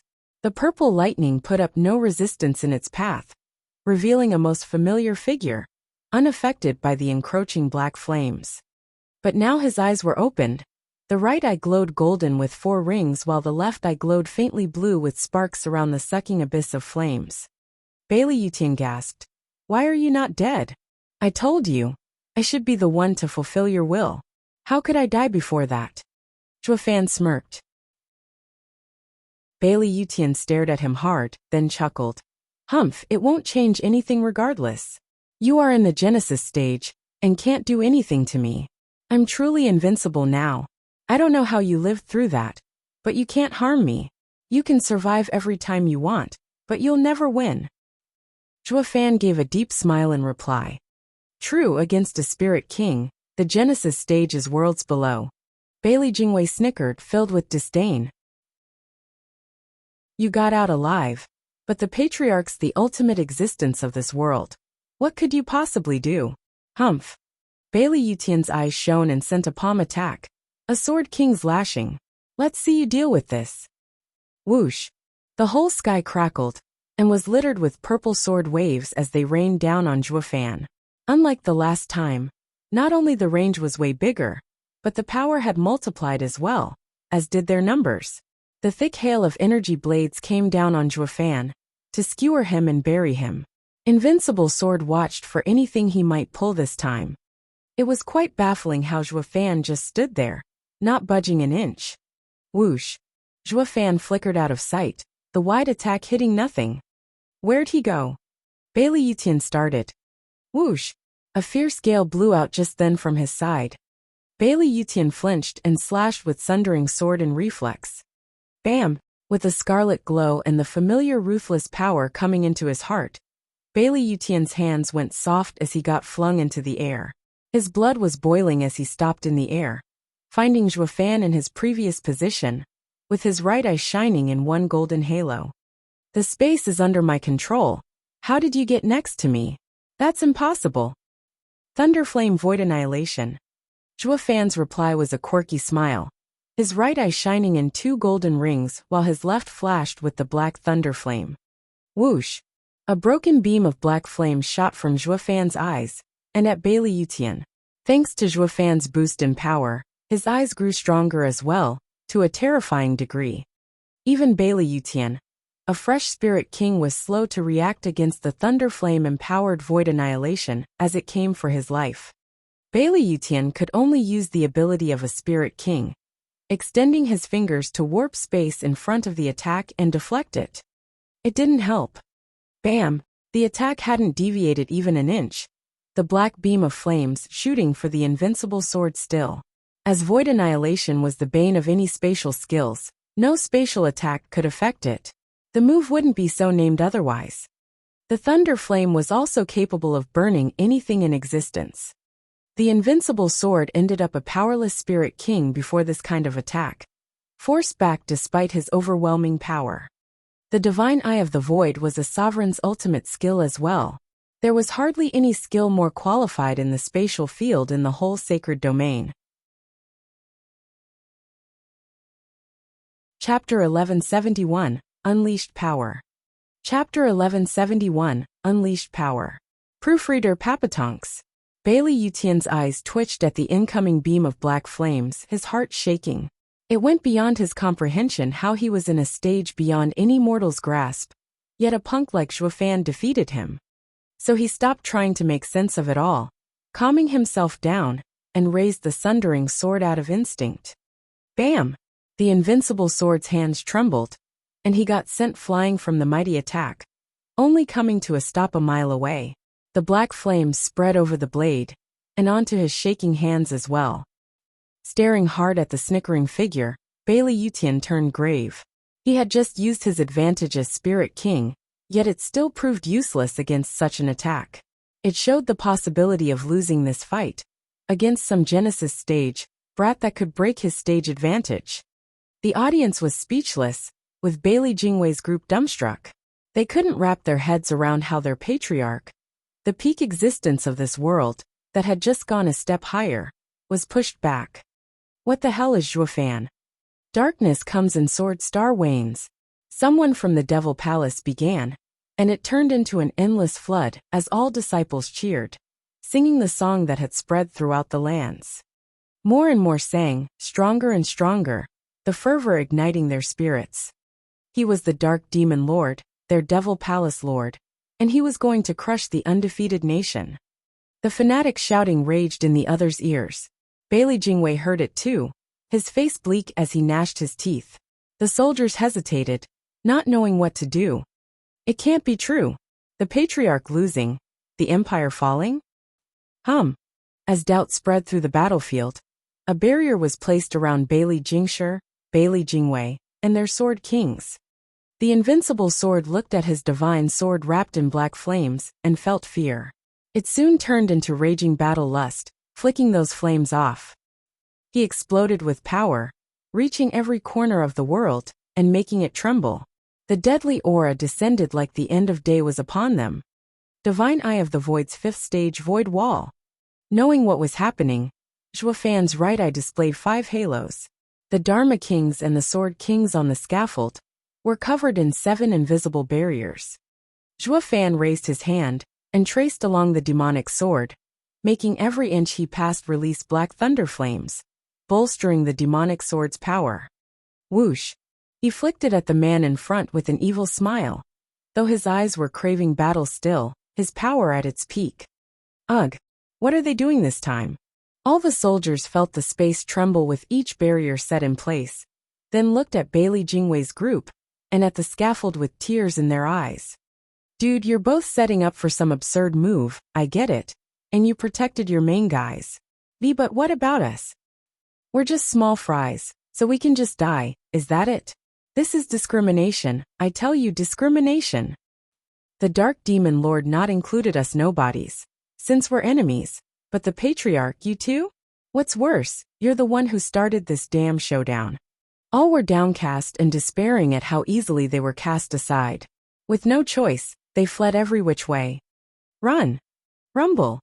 They only raised a leg when suddenly the sky, earth, air, everything, exploded with lightning. It disintegrated everything, the soldiers, the rocks, the remaining 10 million soldiers. All were gone just like that. The invincible sword shouted as he slashed at Zhuo Fan, the world becoming sword waves as they came at Zhuo Fan. Such a move was enough to do in a sword king from the pressure and errant power alone. All the lucky survivors witnessed such godly power from the safety of their barrier. Is this the fully unleashed power of a spirit king? It's dreadful. It's like fighting the world itself. He controls the air and everything in it. Who could ever hope to overcome all that power? That's why they set up barriers.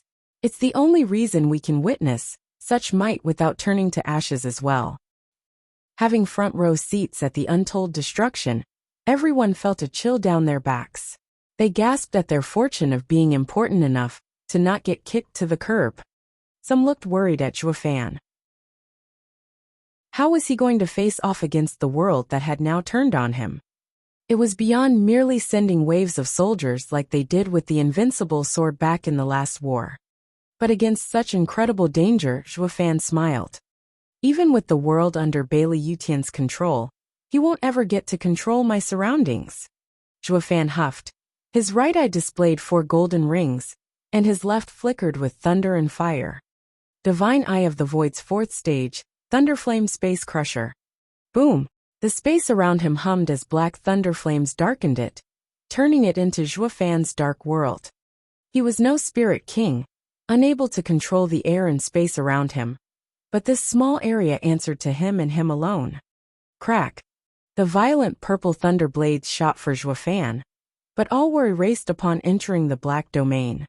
Bailey Yutian narrowed his eyes, finding the mass attack useless, so he switched tactics. He gathered his power and slashed hard, opting for a focused strike to break the enemy's defense. Whoosh! A purple wave once again streaked the sky, turning 300 meters big as it got charged with the lightning it crossed along its path, looking to destroy the unstoppable domain Zhuo Fan erected. Zhuo Fan's soaring sword art wasn't any weaker though. His right hand flared and slashed hard with the power of a qilin. Whoosh! A black wave shot, inspiring dread and death as it met the invincible sword's attack. Rumble! The 2 waves exploded with noise and power. The pressure filled the world with purple lightning and black flames, sent everywhere like a meteor shower, destroying the already ruined place even more. Those behind the barrier watched this incredible showdown between mammoths. Glancing at the destruction around, they all felt their blood run cold. Curses, their clash only gets more unbelievable and world-ending. The shock had yet to subside, with Zhuo Fan wielding the demonic sword rushing at Bailey Yutian. His eyes maintained the Thunderflame Space Crusher, but instead of making it focus on himself, he made it turn into a mile-long black dragon. He stood on its head, charging with all his fury. With the space under Bailey Yutian's control, lightning struck him constantly from all over, to no avail. Against the mighty black dragon, all the thunder blades fizzled out as he charged to take down the head. Bailey Yutian's heart shook, turning grave at Zhuo Fan's bravery. He now noticed that even with all his power, while he controlled the fate of everyone in his area, only Zhuo Fan was immune, a monster among monsters running amok. Bailey Yutian steeled his heart and relinquished control of space around, focusing all the power of the world. Chapter 1172, Reaching the Summit. Chapter 1172, Reaching the Summit. Proofreader Papatonks. SSS. The power rose sharply as it was focused. Bailey Yutian pointed his sword, with all the purple lightning focused on its edge. In practically an instant, endless amounts of purple lightning focused on him, bringing about a frightening display of raw power. With a sharp cry, the amassed purple lightning turned into a 300-meter huge bird carrying Bailey Yutian and the divine sword. Thanks to all that unimaginable power crammed in there, the huge bird was blinding in its glow, like the sun. Bam! Zhuo Fan and Bailey Yutian's blades once again met. Only this clash did not resume at their own power, as they had further amplified their strength through different means to new heights. Zhuo Fan's divine Eye of the Void, an apocalyptic thunderflame, tripled his power, while Bailey Yutian used everything at his disposal, his control of the world included, to focus the lightning into a bird, a tenfold increase. Zhuo Fan could handle a third of the invincible sword's strength with it being spread out. But now, with all that wild power concentrated, Zhuo Fan had no chance against it. Whoosh! Zhuo Fan got flung 2 miles along with his black dragon of thunderflame. The invincible sword shuddered and fell back 1/2 mile. As they came to a halt, they charged again with their blades. The skies thrummed with their booming attacks as a black dragon and purple lightning bird kept colliding all over the place. In but moments, their blades screeched 100 times, shuddering the world around them. The audience that was still alive kept getting more shocked. The two of them had the literal power at their fingertips to kill millions of soldiers. They were weapons of mass destruction, in and of themselves. No human should hold so much power. No wonder the world can't have both of them. The two spared no effort in securing victory. At last, the sounds of their clashes, strong enough to raise the dead, ceased with the smash of one of them into the ground, leaving a crater dozens of miles wide. Dan Qingshun's group panicked while Bailey Jingwei's group lit up. It was Zhuo Fan. Zhuo Fan rose from the deep rubble he was buried under and spat blood. He was gasping and weary. Shriek. The purple lightning bird hovered above his head. The invincible sword sat on the bird's head, gazing at his strongest opponent of his life. Weary as well, but his eyes were smiling. Zhuo Fan, you lost. No matter how strong your soaring sword art is, you're stuck at the Genesis stage, limited by Yuan Qi and unable to match a spirit king like me. Going all out against me so many times was your mistake. Humph, aren't you the same? Zhuo Fan huffed. Spirit King stage can control the power of space and air, but doesn't enjoy such a great increase of his own strength. Old man, focusing your control into a limited space only drew faster on your Yuan Qi reserves. Faster than even me. Not to mention, how long can your aged body last taking on so much power? I bet you can hardly move. Bailey Yutian grinned, his body swaying, with a popping sound coming from his bones. But his eyes were still focused on the fight. Why the hell would you care? I'm standing while you've fallen. The invincible sword glanced at the curtain of light coming from the heavens above, his mouth forming a smile. Once I'm through with you, I'll have no qualms going there, ha ha ha. Bailey Yutian laughed, heaving the now heavy divine sword. He was ready to end his strongest opponent. Everyone watched tense and riveted. Zhuo Fan showed a weird grin. It's too soon for you to go, ha ha ha. Thunderflame Dragon Nest. Zhuo Fan plunged the demonic sword down. A surge of black energy exploded like a tide, turning the earth black as night. Roars upon roars came from it as it roiled like the sea. Black dragons flew into the sky, powered by the thunderflame, all aiming for Bailey Yutian and his lightning bird, drowning him in blackness.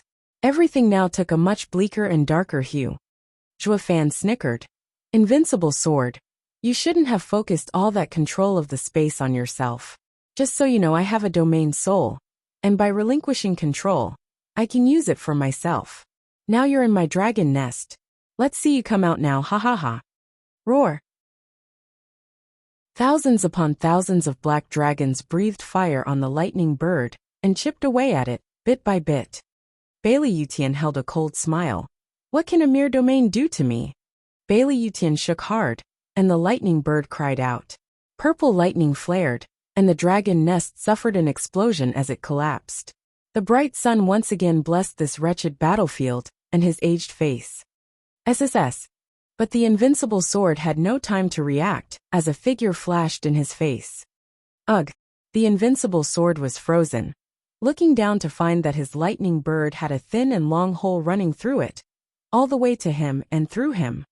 The invincible sword looked with a stiff face at the black flames on his abdomen, while his legs were engulfed in it already, slowly eating at him. Invincible sword. A cold voice came to his ears. I told you my sword arts are for devouring. The dragon nest wasn't so it could whittle you down, but to engulf your senses. With a spirit king able to control space, I had to be on high alert all the time. Not even my domain would have escaped your range. A shame you focused it all on you and lost your advantage. So I used this chance to blindside you with an attack. Bailey Yutian's brow shook. Looking back to find Zhuo Fan's calm face, as he wielded the black sword flickering with flames. The invincible sword gripped his sword, looking at the light above, feeling unreconciled. But then he gnashed his teeth and threw the sundering sword, roaring, "Zhuofan, you win. You get to go to Devil Mountain. Take the sundering sword and reach the summit. Do not disgrace that sword." Bailey Yutian sighed and closed his eyes, the flames burning him to ashes. Feeling the purple blade trembling in his grip, mourning for its master, Zhuofan sighed. The invincible sword, a worthy opponent. Pa! In the sacred domain, in a little shack, a youth sat before a chessboard, about to put a piece. His hand shook, and the piece rolled among the others. "It's gone." He took a deep breath. The spirit king in the mortal domain is gone. What a pity. He was about to arrive at the world they always yearned for. The shadow at his side stood. The spirit king this time was off. He should have long since come, but suppressed himself to stay for something. Might it not be the same again? No. This time he's gone for good, while last time his signature was merely weakened. Someone killed him before he could come. The mortal domain had 2 spirit kings. No, someone jumped stages to do it. The man gasped. Jumped stages? Any spirit king birthed in such a wasted place, like the mortal domain, is a priceless talent. Yet one was killed by someone jumping stages. This hasn't happened ever. That was because for so many years he never thought of returning. Now that he wants to, none could stop him, ha ha ha. Pa! A piece slammed on the board, and the youth let out a mad laughter, chilling to the bone. Chapter 1173, I'm back. Chapter 1173, I'm back. Proofreader Papatonks. P. Patriarch. Bailey Jingwei slumped to the ground, his feet giving in, with a look of utter despair. The rest of the Sword Star Empire's people were numb, while the Emperor fainted. The heart of the Empire, their god, the Patriarch, the invincible sword had died. This can't be happening. Everyone shook their heads in disbelief, coming out of the illusion they built around the man. The invincible sword's ashes scattered in the wind, while the divine sword, having been his lifelong partner for thousands of years, now rested in Zhuofan's hand. This reality could not be denied. Bailey Jingwei closed his eyes, tears trailing down his face. The Sword Kings kneeled and slammed to the ground. Only Shangguan Feiyin just stood there frozen. Shit, I made the wrong bet. He believed that the invincible sword would help him in his goal, only to find this always undefeated man finally meet his match. Shangguan Feiyin's heart sank into hatred. While some wallowed in despair, others rejoiced at a new lease of life. Bailey Yutian fell, marking the decline of the Baileys. As for the convicts, they were celebrating. The monster Bailey Yutian is gone, ha ha ha. Zither Sword King watched the sky, at the new dawn rising, welcoming it with a smile. Darkness swallows the stars, bringing about a new dawn. I never dreamed it would come true, ha ha ha. Lu Mubai was moved to tears. The weight of the past, the hatred of his clan, had been carried for years and years with no hope of being relieved of such burden. Now it was over, making all his toil as Sword King for 1,000 years all the more worth it. Everyone was engrossed in their own raw emotions, some of joy, some of sorrows. Zhuofan held the sundering sword and placed it in his ring. The demonic sword shook in request. Zhuofan smiled. I know, but later. You won't be sorry. Let's return first. Ding! The demonic sword rang as he slipped into Zhuofan's body. Zhuofan smiled and descended, taking away the barriers and releasing the convicts' bonds. In an hour, they were all free. Palace Lord Wu Randong was the first to bow, filled with endless gratitude and reverence. The other Devil Palace disciples followed suit, looking at Zhuofan like he was the shiniest jewel. But fear remained still, of disturbing this great man, never daring to meet his gaze. Ignoring their excitement, Zhuofan spoke to Wu Randong. All obstacles are removed now. Finish the Imperial Capital project within the month. Yes, sir. Wu Randong bowed. Ling Yuntian brought the 4 lands captives with a bow. Thank you, Sir Zhua, for your timely rescue. We'd have perished for sure. It's fine, since I didn't come for you. It was meant for the Empire and I to fight. He stood in my way and I brushed him aside, Nothing more, nothing less. It was nothing personal. Zhuo Fan shook his head. Ling Yuntian nodded. Yes, Sir Zhuo has always been walking alone, above the disputes of the lands. You never had anything against the empire. It's only that our goals aligned, that we faced the same enemy. But, Sir Zhuo, you should have told us of your plans against the empire, and we would have worked together to make it easier. Why did you insist on having us suffer like this? You have the nerve to ask me that. You had Bailey Yutian on the ropes 100 years ago. So why did you stop? Ling Yuntian was lost for words. Zhuo Fan said. Sect leader Ling. It's not that I don't trust you. What I don't trust is human nature. Central Area had pushed you into a corner, making me your Grand Marshal. After the land's war, what use would my word have? The same applies now. If not for the Empire waging war with the lands, you'd have never even thought of listening to my orders. Bailey Jingwei's spy aside, people only ever group up to repel outsiders, right? Ugh. Ling Yuntian gave a nervous chuckle. Then he rushed to change topics. Sir Zhuo, speaking of the spies. Curse you, Bu Xingyan. I'll have your body scattered in the wind. Ling Yuntian rushed to the spies, shouting and cursing, looking smug like he had just earned a hard victory. Bu Xingyan's side panicked and fled, but Ling Yuntian's group caught them and started laying it on them hard and fast. Zhuo Fan sneered. Those geezers. Big brother Zhuo. Master. Luo Yunhai and his wife came with the Luo clan all excited. Zhuo Fan smiled and cupped his hands. I ask that you forgive me for the trouble I shove it where the sun doesn't shine. A raging voice echoed as a charming figure stormed over and jabbed a finger in his chest. You rotten bastard. Where have you been all these years? Not so much as sending a hello for 100 years? You were better off staying dead. You could have at least let us know you were safe. Everyone was worried sick. Zhuo Fan staggered under the assault, able to face Invincible Sword's mighty aura, yet couldn't take the pokes from a pretty lady. All he could do was shrug. Young miss, I did want to let you know, but I've always been busy and didn't want to involve you. I feared. So that makes it fine to blow us off? Didn't we get dragged into it anyway? Whatever comes, it'll come, regardless where you are. What doesn't won't, but you still aren't there either. What's there to fear?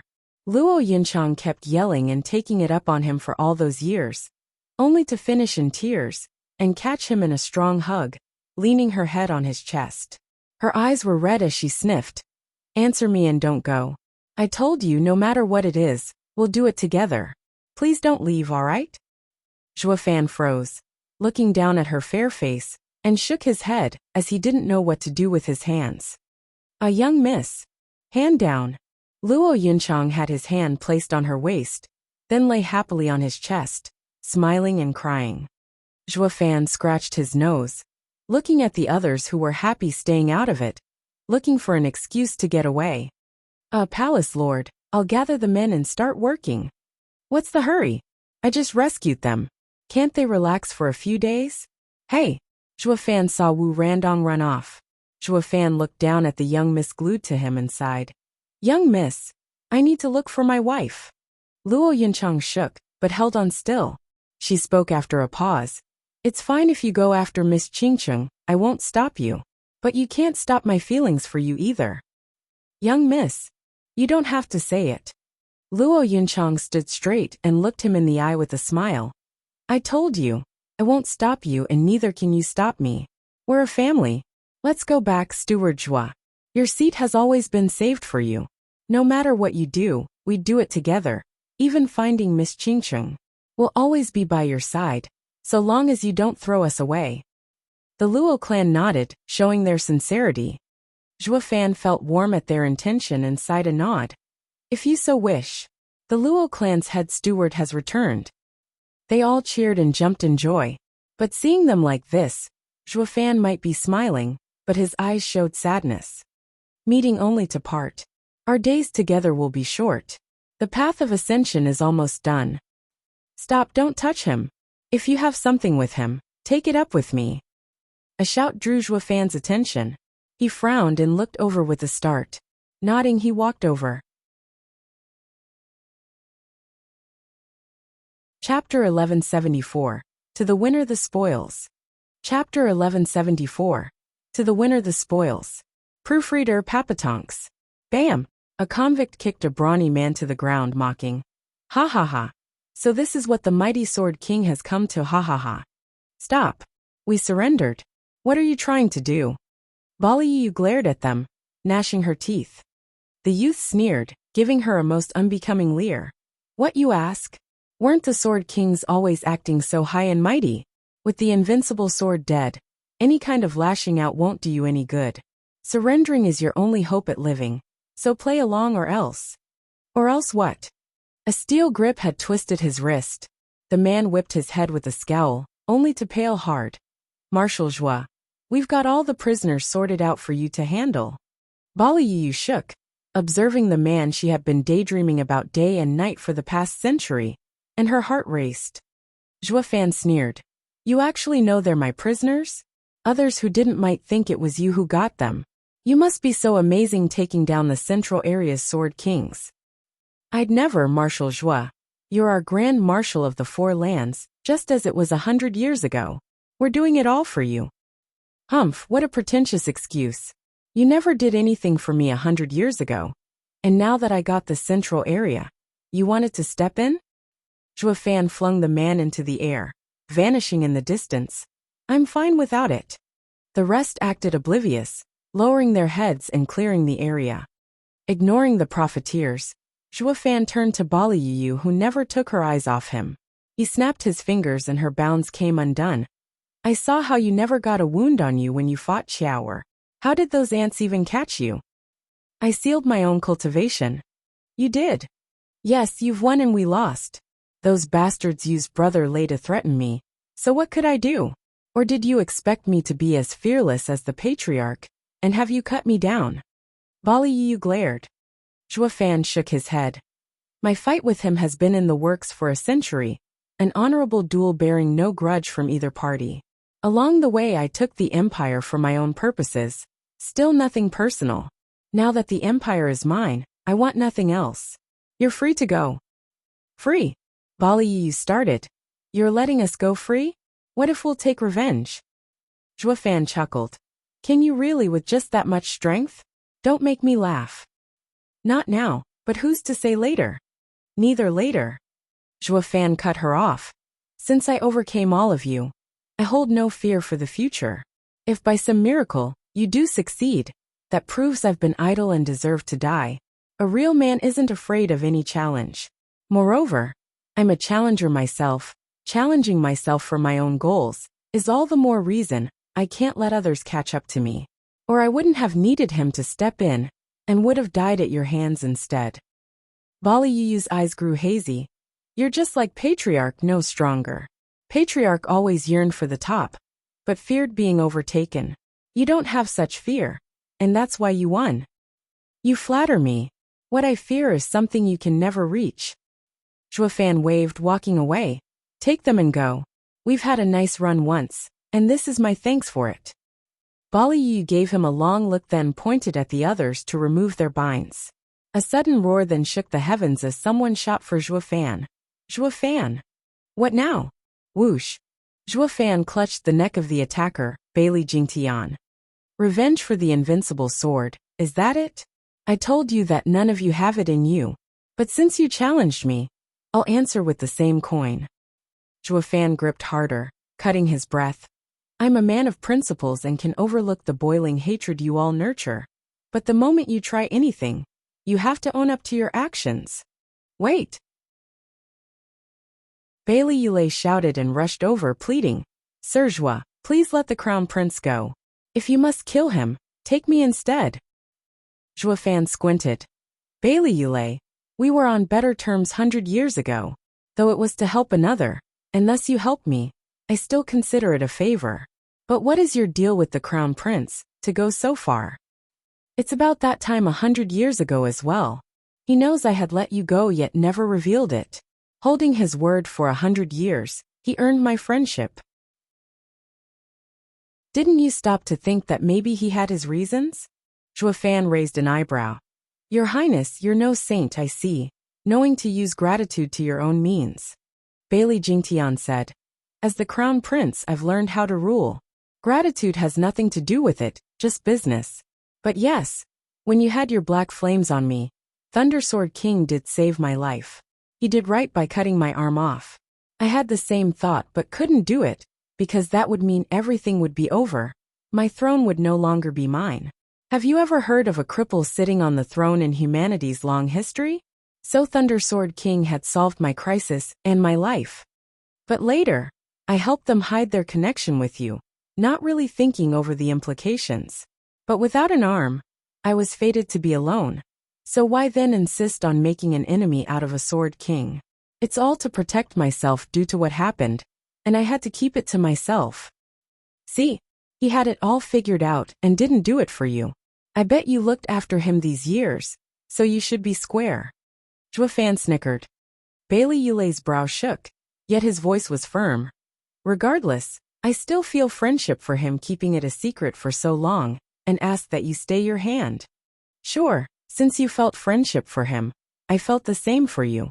But only this once. At least wait until you have the strength before coming at me. Zhuofan smirked and let go, walking off. A month later, I'll be leaving this world, to where your patriarch yearned to go. Anyone is welcome to come since I lack manpower, ha ha ha. Bailey Jingtian squinted. What's his angle? Trying to get us on his side after killing the patriarch? As if. It's hard to tell. With her heart already made up, Bali Yu muttered. The patriarch and Zhuofan fought an honorable battle with their lives on the line. When the patriarch died, he held no hatred. Among cultivators, what grudges could there be among challengers? Your Highness, you'll never grow strong without at least this much aspiration. Look at yourself. After 100 years, you couldn't even defeat the likes of Yilin and Ouyang Chongqing, the same ones you once beat. A missing arm shouldn't have affected your strength as much. Think back at what you've been doing this past century. The only thing that came to Bailey Jingtian's mind was hate.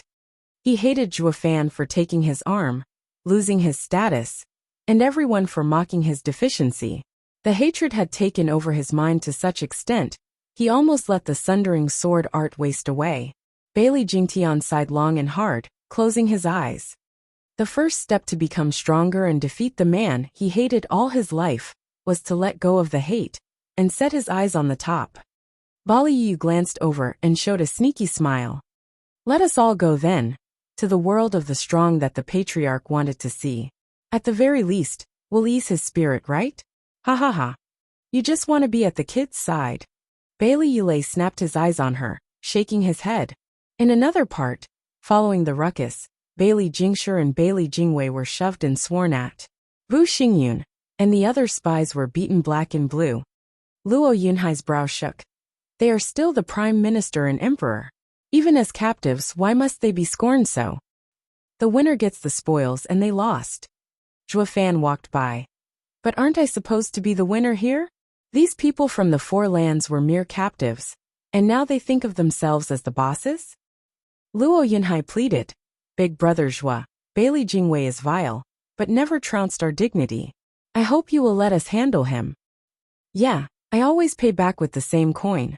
I may kill him, but never shame him. Zhuofan nodded. You're the clan head, so do what you will. Luo Yunhai perked up and rushed into the fray. Zhuofan shook his head. See, this was my last lesson to you on good and evil, righteous and demonic. Now who here is right and who is wrong? Miss Morong.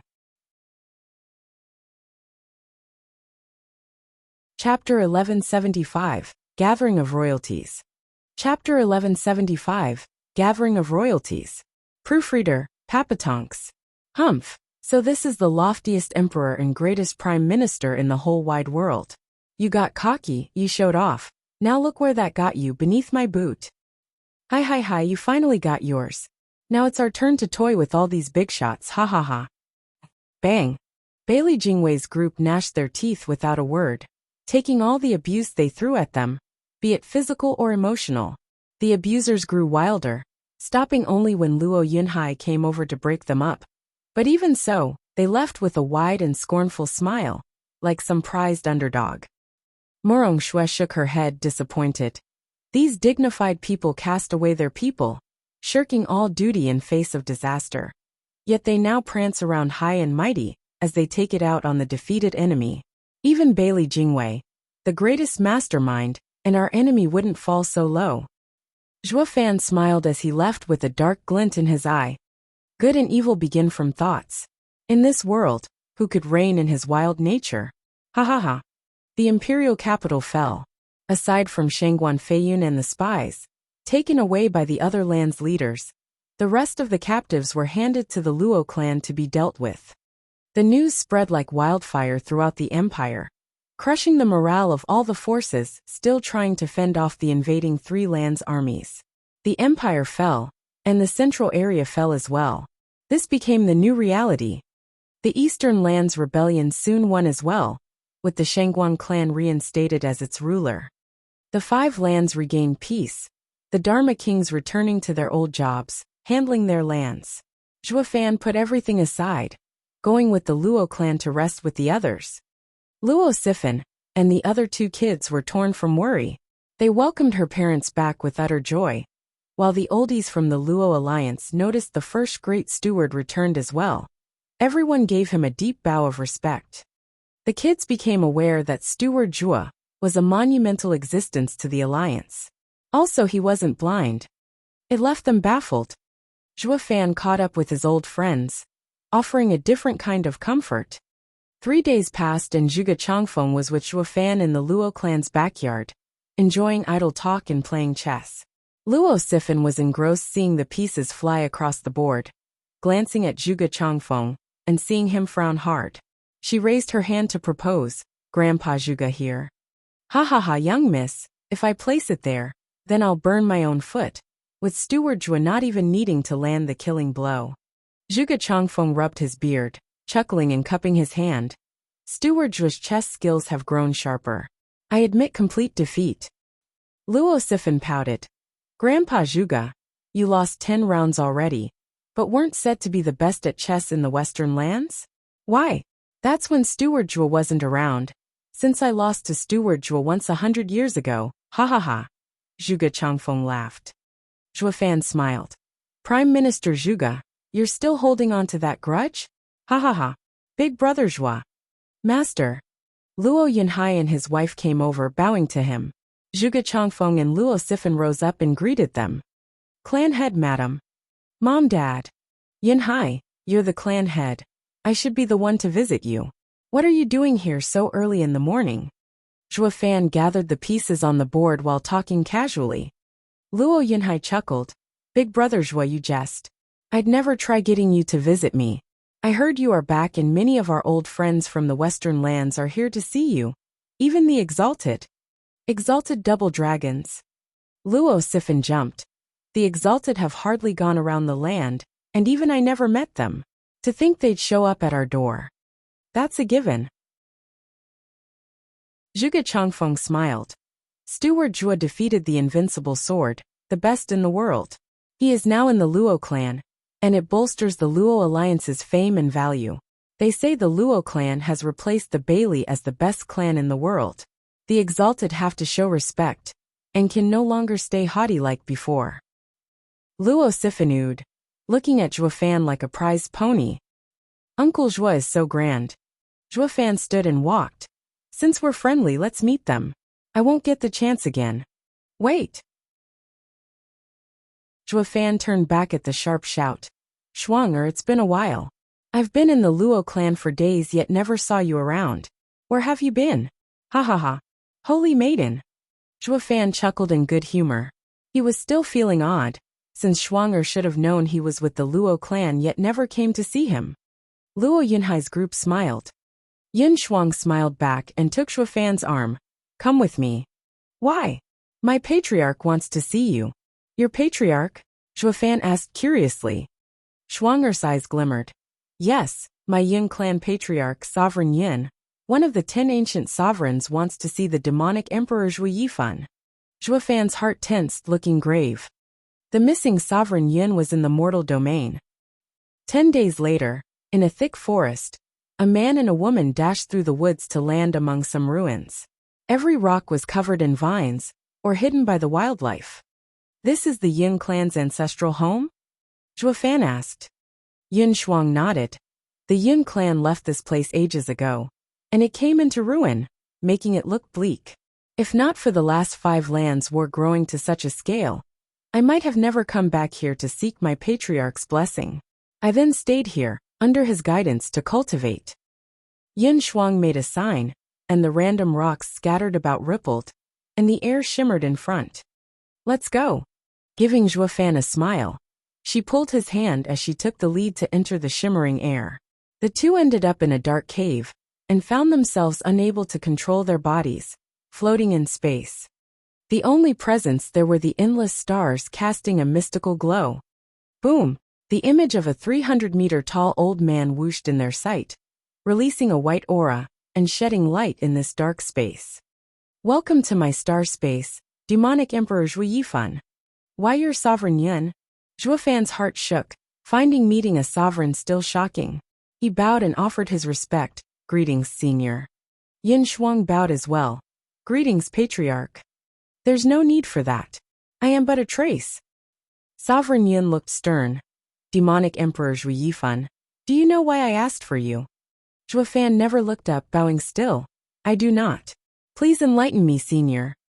Because you lost something. Without it, you will die. Sovereign Yin was grave as he shouted. Boy, your death isn't important, but it will involve the fate of every living thing, bringing misery to us all. You have to get it back, understand?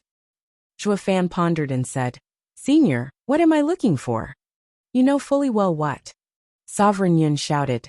You were operating outside of fate, and I could not see your destiny, but I could still see your past. But all these years, I had been blind to you. Do you know why? It's because you had something on you that helped you in all your cunning endeavors. Do you know what that is? Zhuofan guessed. Is it that what senior is referring to? Only you know what you're to find. I'm only giving you a reminder. Sovereign Yin was being cryptic as his hand shone white, and revealed a black sphere, throwing it to Zhuofan. This is a 6th grade sacred weapon, I made with all my power, World Bridge. No place is out of its reach. As long as you think of somewhere, it will take you there, helping you find what, or who you want. It will also guide you towards what you're looking for.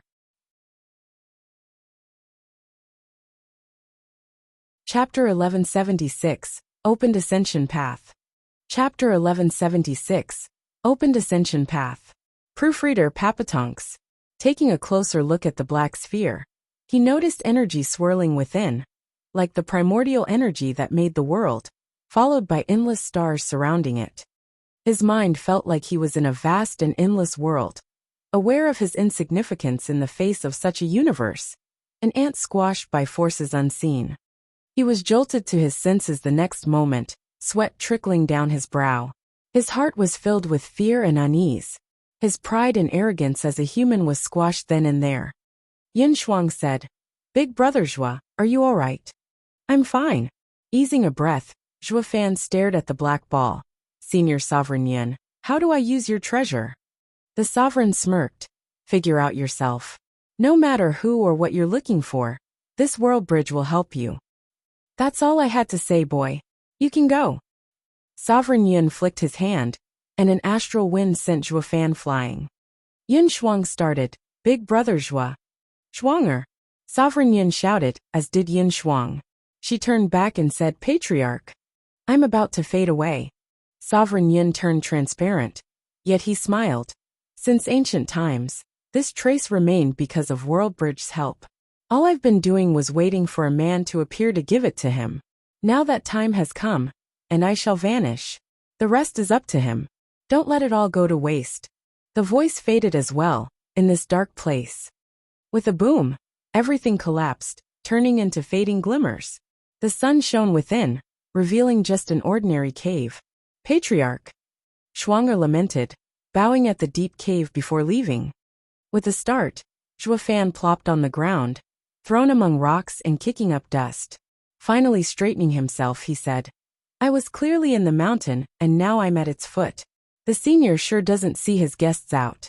Talk about rude. Big brother Zhua. Shuanger came over and saw him covered in dust. Are you all right? Patriarch's dismissal can be a bit harsh. Zhuofan patted the dust off his clothes. It's fine. But are all sovereigns like that? Do all of them have weird hobbies? Shuang'er giggled. Big brother Zhuo is going back to sacred domain? Can you take me along? Why? You need help and I can lend a hand. Oh that. Zhuofan hesitated, put on the spot. Peak Genesis stage isn't bad. But I know you're bad at fighting. Sacred domain is too. Shuang'er was firm in this. Don't underestimate me. Shuang'er's eyes shone an eerie blue, and an astonishing power came out. With rumbling combing from everywhere, the entire mountain range crumbled on the spot. But it wasn't due to the shaking, it was because it was flattened. Zhuofan felt heavy as well and sank into the earth. Everything in 100 miles sank 300 meters. Shuang'er stopped and looked in pride. Well, big brother Zhuo? That's a third of what I can do. I refrain from flattening 1,000 miles around, since there are people living here. And that's not even my special skill. You're practically a different person after receiving Sovereign Yun's guidance. Zhuofan's face twitched. But why didn't your patriarch train disciples to protect your clan? Shuang'er shrugged. Patriarch cared for the world. He only waited here for you to give you something. He doesn't care what befell the clan, or how it fares. He only taught me because he sensed your aura 100 years ago, and wanted me to help you. I see. But why would he help me? Is it because of the sovereign path? Zhuofan frowned, looking at the black ball in his hand, and then patted Shuang'er's shoulder. We'll meet in Sword Star Empire's capital in 20 days. Don't be late and don't tell the Luo clan. You're not taking them. What's the point of being in so much danger? Zhuofan sighed. They are kings in the mortal domain, and have a stable position. They should enjoy retirement. By going to sacred domain instead, they will have to start over, facing danger upon danger. In short, there are many horrible men there, and even more hidden experts unaccounted for. I even feel scared. Taking them along will make it hard to protect them. Shuang'er nodded and sighed. The two returned to the Luo clan, and stayed for a few days, meeting old friends from western lands, before leaving for the empire's capital. At that time, a dozen days passed already, with most of the people Zhuofan gathered already there. Gu Santong and Xiaoer were obvious, with Yilin and other Dharma kings, Bali Yu, Bailey Yulei and Bailey Jingtian present as well. Even Morong Shui was going. Miss Morong, you're coming along? Zhuofan asked. Morong Shui nodded. My sight has broadened and I wish to see the upper world, if you don't mind. I don't, not since you're your brother's problem now. If he doesn't mind, why should I? Ha ha ha. Zhuofan came before the Thunder Pavilion. There was not a trance of lightning as before, turned into an average place. That was because a month back, Zhuofan threw a casual seal over it when he was here. Glancing at the bowing Wu Randong nearby, Zhuofan said, After we leave, you are to watch over the mortal domain. At my signal, activate the second array, got it? Krista Clurl. Palace Lord. The Empire is gone and my hatred has quelled. I only wish to fulfill the Palace Lord's orders. Wu Randong bowed sternly. Zhuofan nodded and made a sign. The space around them rippled. Worlds arts combine, seas of spiritual clarity, aid me in activating the array. Open the path to heaven and guide me on my journey. Boom! Every land began shaking, the sky filled with the cries of the frightened. The tunnels dug throughout the lands and packed with sacred stones intertwined as they activated, and linked the 5 lands into one gargantuan array. Whoosh! A white pillar shot into the sky from the former beast-taming sect. Violent and volatile power gushed from it, racing through and into the array dug underground, all the way to the imperial capital. Rustle! More pillars of light shot out, from Ultimate Clarity sect, North Sea, the former Flying Cloud Manor and more. It was like they connected heaven with the earth, unleashing tremendous power. The people near these locations blanked out on the spot. Even Genesis experts could barely breathe from the pressure. They could barely crawl on the ground, horrified at the development. 7 pillars in all, scattered throughout the 5 lands, rose into the air. The thick spiritual energy from the sacred domain came pouring in from the whirlwind tunnels, fueling the huge array, and coming to the imperial capital. Dragon ancestor roared in joy. Ha ha ha, at long last, the time of our freedom has come, ha ha ha. Finally completed. The kid is about to return, ha ha ha. Safe travels, old friend. In the Albice mountain range, vaulting Kuanping felt the spiritual energy around changing, and saw the 7 pillars of light with a wide smile. It all went according to plan, a plan in the making for eons, ha ha ha. Whoosh. All that power focused in one area. Zhuo Fan's eyes shone and made another sign as he pointed. All paths converge, ascension path open. Boom! With one last strong worldwide shake, the Thunder Pavilion let out its own white pillar into the sky. Boom! The heavens above then manifested a dazzling light. The same one that was calling the Spirit King Bailey Yutian. The path to the sacred domain was finally open.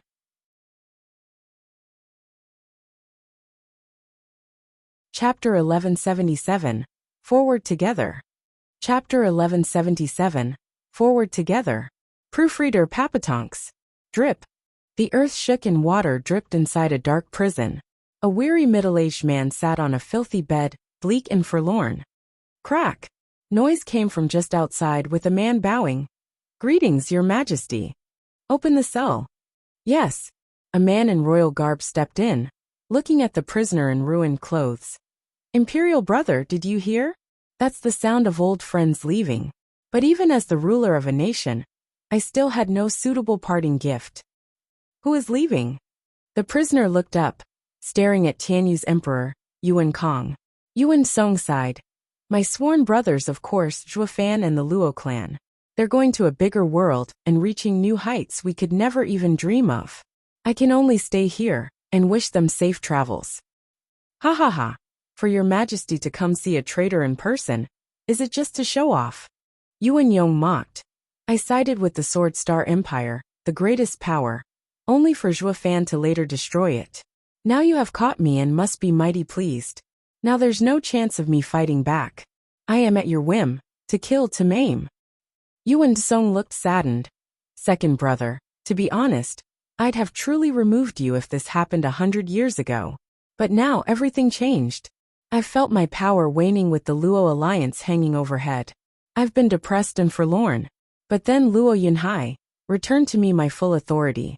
I thought I'd be happy, but all I found within me was an endless void. Void?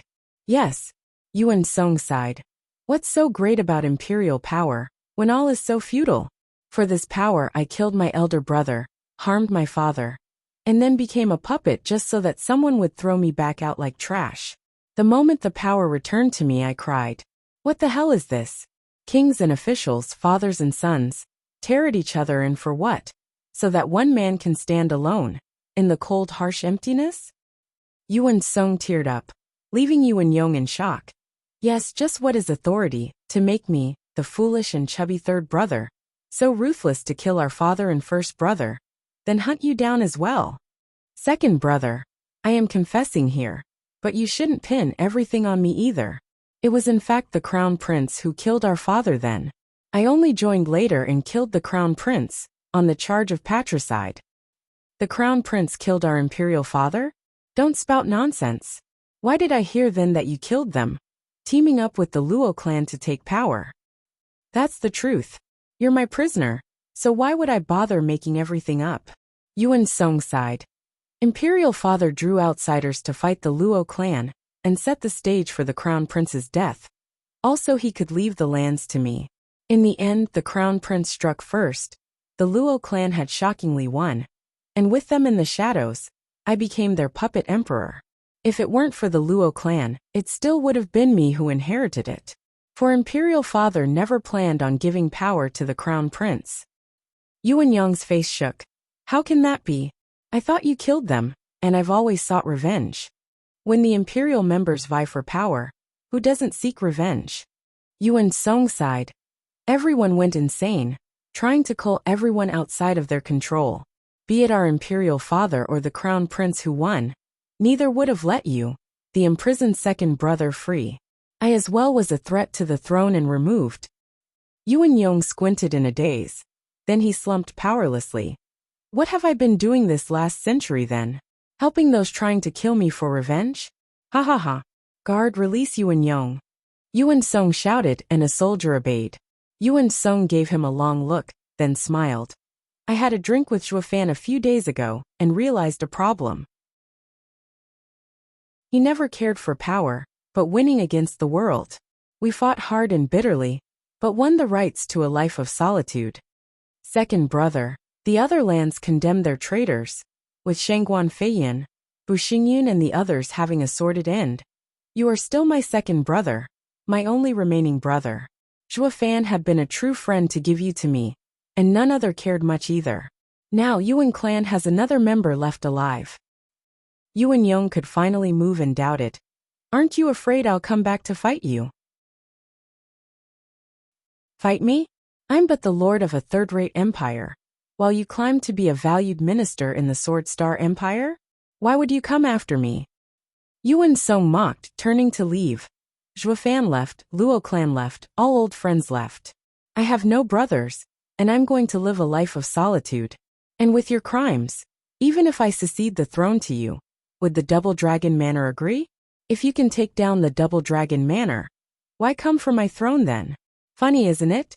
Ha ha ha. Yuan Yong's eye twitched as he watched the emperor leave. Nothing mattered in the end. It's all nothing but pure bias. Why even fight anymore? Ha ha. Yuan Yong walked out with a hunched back, feeling like centuries caught up with him. Meanwhile, Zhuofan finished the signs and regarded the light pillar. He turned to the others. This is the path to the upper world, follow me. Once we arrive, you have to listen to all I say, lest you get on someone's bad side and never see the light of day again. Yes, everyone shouted. Yilin took the first step to Zhuofan. Big brother, isn't it a recoil array to break open the mortal domain? Why did it change into a path of ascension? What about master and others? They'll wait for a bit.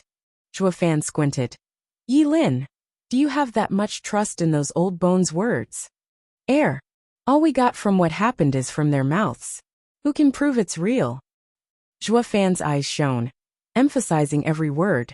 You saw every aspect of humanity in the Five Lands War and can tell. Central Area defeating the Four Lands did not mean their destruction. Four Lands defeating the Empire didn't mean Central Area's fortune. Each power fights for itself. There's no morality involved, no good, no evil. By letting those old monsters go, can you guarantee it won't blow up in our faces? Ugh. Yilin frowned in hesitation. Pa, Zhuofan had a grave look, putting a hand on his shoulder.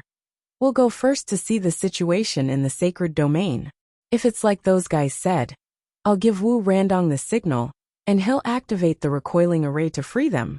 But if it's a lie, painting themselves as victims, for their sake and that of world peace, they'll be locked up for the rest of their lives.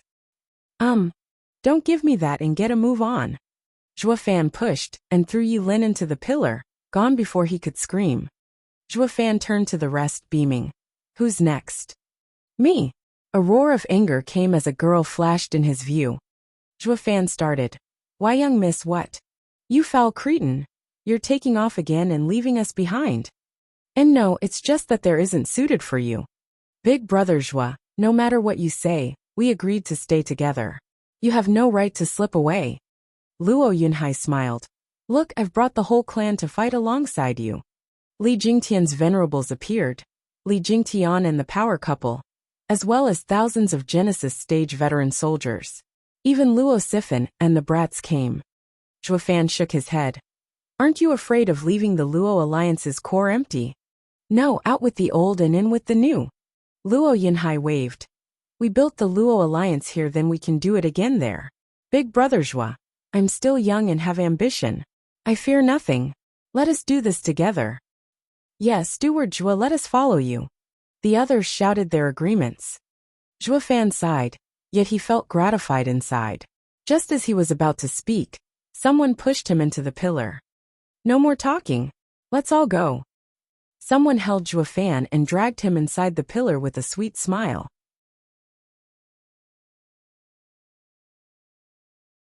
Chapter 1178, Lightning Tribulation. Chapter 1178, Lightning Tribulation. Proofreader Papatonks. Everyone vanished one after the other. Wu Randong made a sign when he was alone, and the gaudy pillar of light faded away. The other 7 pillars in the 5 lands followed suit. Wu Randong smirked, looking at the sky. Take care, Palace Lord. Until next time, Brother Zhua. Wu Qingqiu and the others watched them go from a distance with cupped hands. I really want to go as well and see the wider world outside, but you had sect matters to attend to. I also have my clan to consider as well. Shangguan Qingyan shrugged. What's more, we have to watch over the grand array he took a century to set up, and receive him at any time. He gave us harsh warnings about this. It may very well be related to his survival. Wu Qingqiu nodded and smiled. Yes, he has a lot of trust in us, with his life even, to give us such a task, to cooperate with Devil Palace in guarding the grand array. We are not about to let him down. Ha ha ha. The others smiled broadly, while they watched Zhuofan go, filled with respect and trust. In Ultimate Clarity sect, the dragon ancestor blinked at the sudden disappearance of the light pillars. What the hell? The mortal domain isn't open yet, so why did it stop? Then it hit him and he raged. Rotten cretin, you have the nerve to throw us away? Just you wait. You're going to pay for this. We'll wreck you so hard you'll come back crying, begging us for help. Curses. He left for good this time. In the North Sea, heaven-sealing Cao peeked his head out of the water, sensing the world settling, shaking his head in boredom. Boy, take care. Who knows when you'll be back? The huge head dipped back under the water. Being around Zhuofan for 100 years made him recall those ancient times he interacted with humans, filled with warmth and joy. Now he was back to being alone. Whoosh. The mortal domain's people each had their thoughts regarding Zhuofan's leaving. But in the sacred domain, in a scorched area, a beam of light appeared and people walked out of it. The thick spiritual energy slammed into their face, flooding their every fiber, and making their yuan qi run wild, without even focusing on cultivating. They all were left speechless. Is this the world the patriarch wanted to see? It's incredible. The degree of spiritual energy here is scary, no different from a sacred stone mine, no 10 times denser. With the sacred stone mines sealed off, the amount mined was very little for everyone to enjoy. But here and now, this was a cultivator's paradise. Everyone was overjoyed, with Bali Yu giggling. Zhuofan, is this devil mound dash? Her joy was short-lived as she turned to him. Young miss, we've arrived. Can you let go? Zhuofan sighed, laying on the scorched earth with Luo Yinchang clutching to him for her dear life. Luo Yinchang smirked, happy to hold him with closed eyes. No, or you'll just be running off again. This place is foreign to me. I couldn't find you in the 5 lands, and this will go double here. So you better stay put, for I'm not letting you go. Get off already. A dainty hand grabbed her collar and yanked her off Zhuofan. Bailey Yi looked mighty jealous. Have you no shame, woman? Throwing yourself at a man in broad daylight? He's my steward. Why do you care who I throw myself to? If you hate it so much, will engaging in such activity at night be to your liking? Damn you. That's enough. Bali Yi was fuming mad, but Zhuofan interfered. He brushed off the dust and stood up with a stern look. We have arrived and I have to give you fair warning not to wander about and draw trouble. We can't take any of it, understand? All were just as grave as him. Zhuofan continued. First off, this place is called the Sacred Domain. Compared to mortal domain, everything is a few stages higher, with treasures at every step, making this place teeming with experts. I'm sure you've already felt the outrageous spiritual energy density, making it easy to cultivate. While in the mortal domain, a supreme genius of 12 achieving bone tempering stage can be praiseworthy, and reaching the profound heaven stage would be monstrous. Here, however, radiant stage kids are running all over the place, with more talented being in the ethereal stage, and the true monsters at the Genesis stage. Especially you 3 brats, listen up. Your parents might have let you come to set up shop in this great place, but this is no paradise. It is hell. Walking about as you are, any other 16-year-old will wipe the floor with you. So be careful, for those days of lording over with status and power are over. SSS. Everyone gasped in shock. Yes, that's exactly what I mean. In the mortal domain we were at the peak, but here we're at the bottom, no different than common people. Zhuo Fan spoke coldly. So in the sacred domain, if you want to hold any kind of power, you need to be a spirit king at the very least. Anything in the mortal stages are ants. That's why none of us have the right to show off, and must keep our noses down. Everyone grew heavy, feeling apprehension. They were among the top in the mortal domain, and now they ended up scraping the barrel. Zhuo Fan smirked. But there's no need to be discouraged. You're at the bottom because the mortal domain's conditions were too poor. Based on talent alone, you're sacred domain monsters as well, especially the Sword Kings. Reaching Spirit King's stage should be easy, taking only time. So all we need to do is endure for a while, and then we can leave our mark on sacred domain. Truly, everyone's eyes glimmered. They were all men who enjoyed status. Even though they sank to rock bottom, they now had faith they could make a comeback. What of Devil Mountain? Is it the same as sacred domain? Bali Yu asked, getting the attention of everyone. Right, he always says he came from Devil Mountain, so why are we in sacred domain? Zhuo Fan's eyes shone, giving a sinister smirk. Of course it isn't. Devil Mountain is but a part of sacred domain. Don't be quick to think Devil Mountain is friendly either. From now on, Devil Mountain is in fact our greatest opponent. Everyone shuddered. It's not his sect. Why? Rumble. Thunderclaps sounded from the heavens as lightning snaked about the black clouds. Flinching, the people panicked. But then their power started boiling like breaking through. They all cried out. Zhuo Fan exclaimed. Yes, mortal domain was not just barren of spiritual energy, but also being suppressed. Coming to sacred domain is like overcoming all adversity, and thus our cultivation will soar. Especially as Sword Kings, who have been kept at the peak for too long, he'll be rushing to advance, without a moment to lose. Damn it! Why is it so bad? Isn't advancing a good thing? What do any of you know? Zhuo Fan frowned hard, looking at the roiling thunderclouds.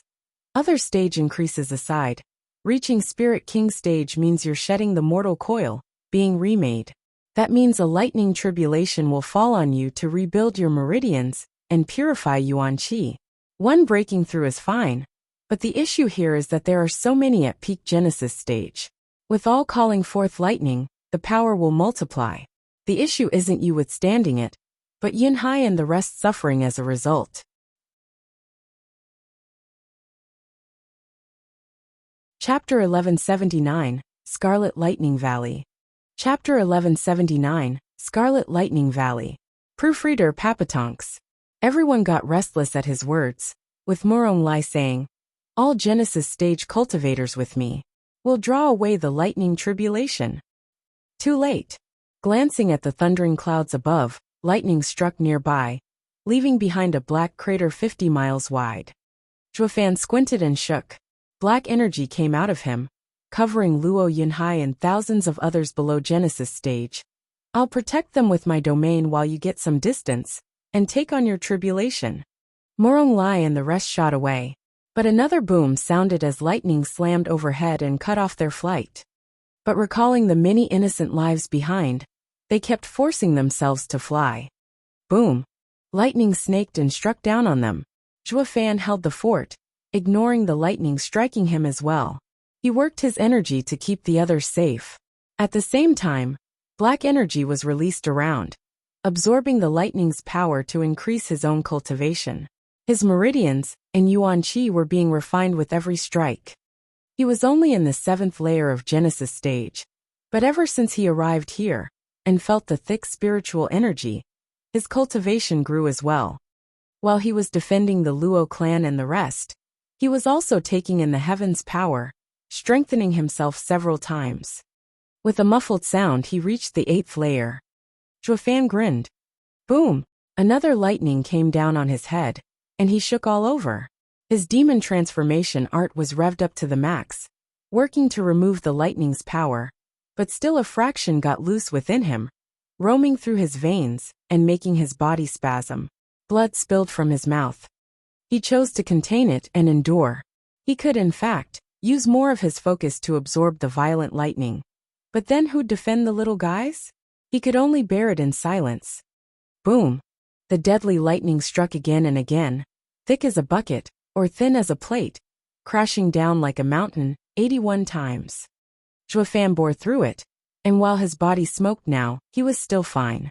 His meridians at least had strengthened, and his cultivation reached the 9th layer. Ha ha ha, looks like I'm close to Spirit King as well. Zhuo Fan looked at the scattering black clouds and sighed. Never mind, taking 81 lightning strikes almost burned through all my body. Taking another round right now to advance to the Spirit King level will most likely kill me. Next time. Zhuo Fan felt his aching body, but his power surged with vigor through his limbs. Only a monster like Zhuo Fan, able to fight a Spirit King, could take something like that. Other Genesis cultivators would have breathed their last around the 30th strike. Just as Zhuo Fan was about to let the others out, booming sounded again and looked up. The deadly lightning echoed in his ears once more. His brow jumped, his face twitching. You don't mean it's still coming, do you? Boom! Another explosion was his answer to that challenge, as an even thicker lightning slammed into him. The dreadful power made him tremble all over as he spurted blood. What is this? That's no lightning tribulation. No such lightning has that kind of power. Zhuo Fan peered at the sky in shock, finding the thunderclouds weren't just black, but laced with crimson. Soul-sucking blood lightning. This is Scarlet Lightning Valley. Looking at the burnt soil below, Zhuo Fan finally knew where he was in sacred domain. Lightning constantly struck it, and on a different level than outside this area. Each lightning was devastating in might, turning a brighter red the stronger it was. Once a red lightning fell, even a saint would have to be wary, yet a white lightning could press hard a Spirit King. That was what made this place so desolate. No one wanted to come in here just to die the next second.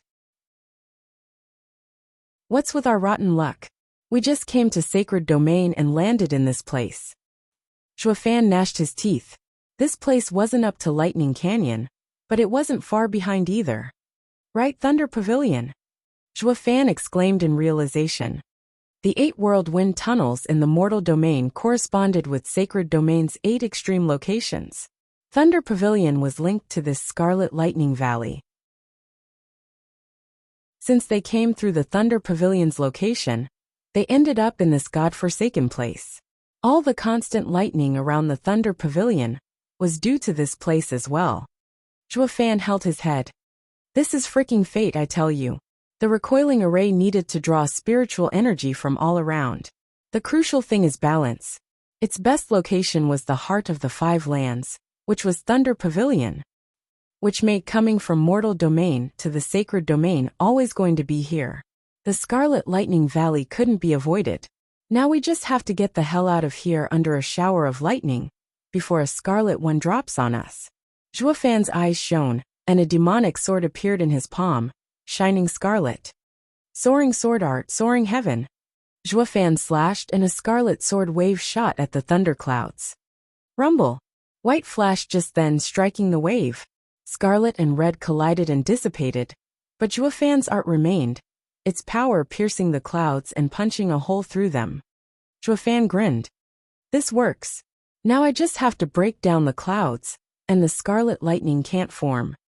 But he then watched as the clouds flickered with lightning, and sealed back the hole like it never happened.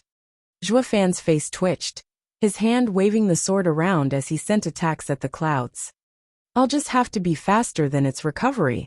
Booms sounded constantly, the sword waves clashing with the lightning, yet the art's power reached the clouds many times and punched holes in it. But then the lightning grew in strength, and Zhuo Fan's soaring sword art lost its advantage, until it could no longer even block it. The following lightning struck Zhuo Fan, and numbed his whole body, while the holes in the sky were patched up as a trace of scarlet flashed. Zhuo Fan started. Once they start turning red, I'll have no chance. Zhuo Fan's hands were sweaty. Ding! A ringing reached his ears, and Zhuo Fan flinched. His thunder ring flashed purple, and the sundering sword appeared in his other hand. Oh, sundering sword, what are you up to? Zhuo Fan asked. Whoosh! The purple sword released a powerful lightning wave, then took Zhuo Fan to face the heavens. Zhuo Fan blinked. but still chose to follow the spirited sword into facing this challenge. Boom! Lightning thundered, and a huge strike came down at Zhuofan. It even contained a trace of red. Damn it, the lightning changed. Zhuofan panicked, wanting to block with the demonic sword, but the sundering sword moved first, slapping it out of the way, and releasing a strong purple wave. It carried Zhuofan's arm and struck hard. Boom! With a deafening explosion, the purple lightning wave blasted the incoming attack into harmless motes of light. The purple sword then shot into the thunderclouds and blew a huge hole in them, greatly weakening the charged lightning clouds, to the point the snaking lightning glowing red turned white. This is destruction, the power of the sundering sword art. Zhuofan's eyes shook. I see. The soaring sword art might be tough enough to break heaven, but clouds are formless, merely pushed back and not dissipated, letting them recover fast. But with the sundering sword art, containing the power of destruction, the thunderclouds were greatly weakened.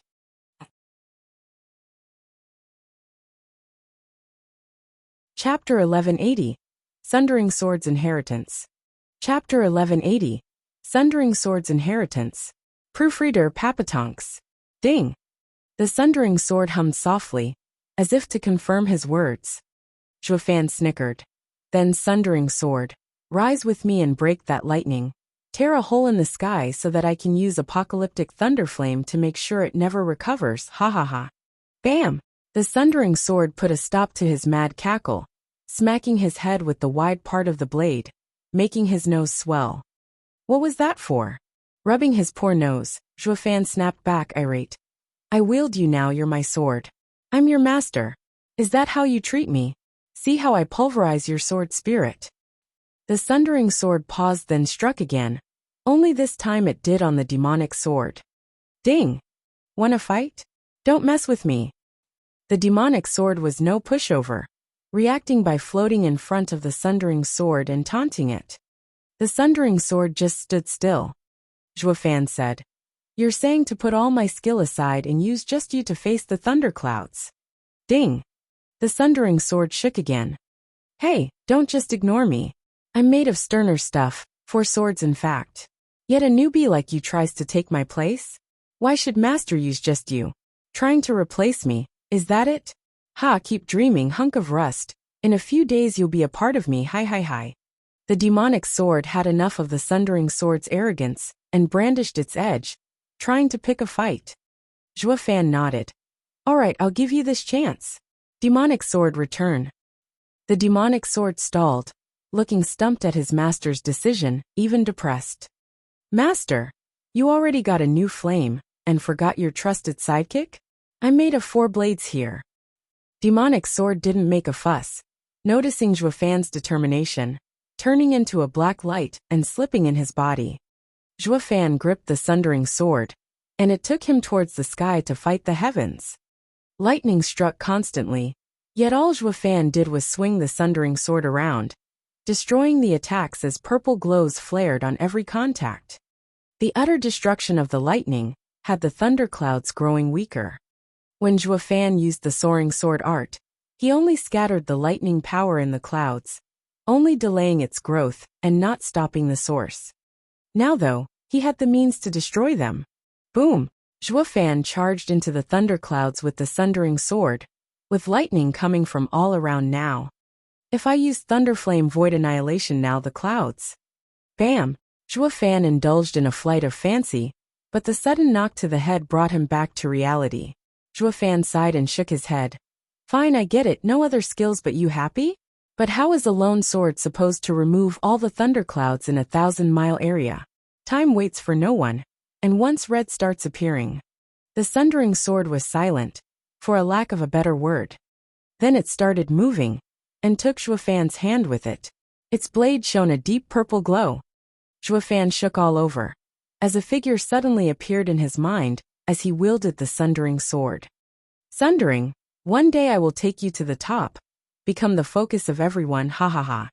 Bailey Yutian cackled among the flaring lightning clouds as he hacked at the incoming attacks with pride and arrogance. Only I am worthy of such a divine sword, not those common folk. But, Bailey Yutian paused, showing fear. There will always be someone better out there. If one day someone can take you from me, it proves I'm not worthy of you. And you should have a much stronger master. He will be just like me, taking you to the top and not disgrace your sundering name of splitting the heavens. By then, I shall be dead, but you must pass on all my knowledge and insight in the way of the sword to him. If I can't take you to the top, then my path will. The sundering sword shook to console him. Ha ha ha, I'm only assuming here.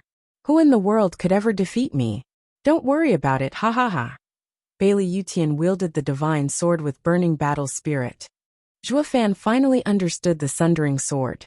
It passed on Bailey Yutian's legacy. There was none out there better than Bailey Yutian when it came to understanding the sundering sword art. Not even the sword sovereign. While he had made the 5 divine swords by combining their arts with the 5 sacred beasts' powers, he was not the least bit aware of what changes that brought. Bailey Yutian, however, was a man immersed in the sundering sword art all his life, having understood the core of the sundering sword art. Why else would the sundering sword's inheritance have Bailey Yutian's image, and not someone else's? There had to be countless people wielding it through eons, including the sword sovereign. But only one man truly understood it. Zhuo Fan's gaze steeled, slashing around based on Bailey Yutian's example. Wind picked up and purple lightning flared as the sword fell. The thunderclouds around shone, and then faded away. From just the sword's intent, lightning exploded in all directions, and the world crumbled. Zhuo Fan forgot himself in this state, his form following Bailey Yutian's actions to perfection as he unleashed devastating and brutal sword strikes. By the time he finished the entire set of strikes, the sky was clear of thunderclouds, and the sun shone brightly on the scorched earth for the first time ever. Zhuo Fan felt a tear come loose at the display. Not due to him, but induced by the sundering sword spirit, having their minds linked. The sword spirit might not speak, but it could send Zhuo Fan its deep emotions. Purple flickered from the sundering sword, blending with the world's spiritual energy. Zhuo Fan saw as the sword spirit scattered its own energy to return to the earth once it passed on the sundering sword art. A true sacrifice for a true friend. With the death of the invincible sword, it wanted to follow him as well. But his wish to pass on his legacy kept it here. Now, it could pass on as well without remorse. The sundering sword now became just an empty shell. Zhuo Fan reached the top. As the last purple energy faded, Zhuo Fan saw the invincible sword shout in his mind, and knew it to be the sword spirit blessing him instead of its former master. Zhuo Fan smirked and nodded, like master like sword like master. The sundering sword spirit was as carefree and heroic as the invincible sword. Tracing the purple divine sword's blade, Zhuo Fan smiled and placed it in his ring, his eyes firm. I will reach the top, along with your sword art. Whoosh! Morong Lai and the others popped up next to Zhuo Fan. Sir Zhuo, are you all right? Yes, what about you? Zhuo Fan flicked his hand and the domain faded, revealing strong auras. Luo Yunhai's group had broken their restraints and entered Genesis stage, while the 3 kids were now in ethereal stage. Zhuo Fan nodded, turning to the Sword Kings with a glint in his eye. Morong Lai's group had been kept for so long behind that now they were at peak Spirit King stage. Even Li Jingtian and the elders reached mid-Spirit King stage. They were all thrilled at the boundless yuan qi they felt. Steward Zhuo, your cultivation fell again, to the 5th layer of bone tempering stage. Li Jingtian gasped. Zhuo Fan now focused on his own cultivation and cried out in astonishment. Mid-Spirit King. Having met with lightning tribulation, the peak Genesis stage Zhuo Fan, due to Sundering Sword's inheritance, his heart grew as well as making the true self art bring his cultivation down to the bone tempering stage, while his true cultivation lay at mid-Spirit King stage. Though reaching Spirit King brought lightning tribulation, Zhuo Fan had been waving Sundering Sword around without restraint. Thus he unknowingly cut his own tribulation down, before he could feel it. He felt down at the realization. I missed the chance to toughen my body. But since he got a taste of the others' tribulations, his regret faded. What's the point of going through all that again, when I already got a Spirit King's body the first time around? Haha. Everyone.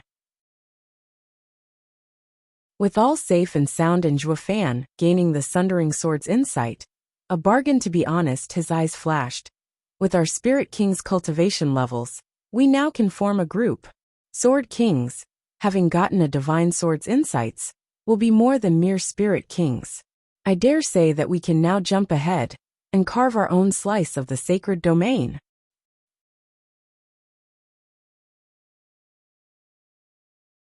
Chapter 1181. Hunter Hunted. Chapter 1181. Hunter Hunted. Proofreader, Papatonks. Come right up. Top spirit ores, black crystals, and other top goods. 12th grade pills.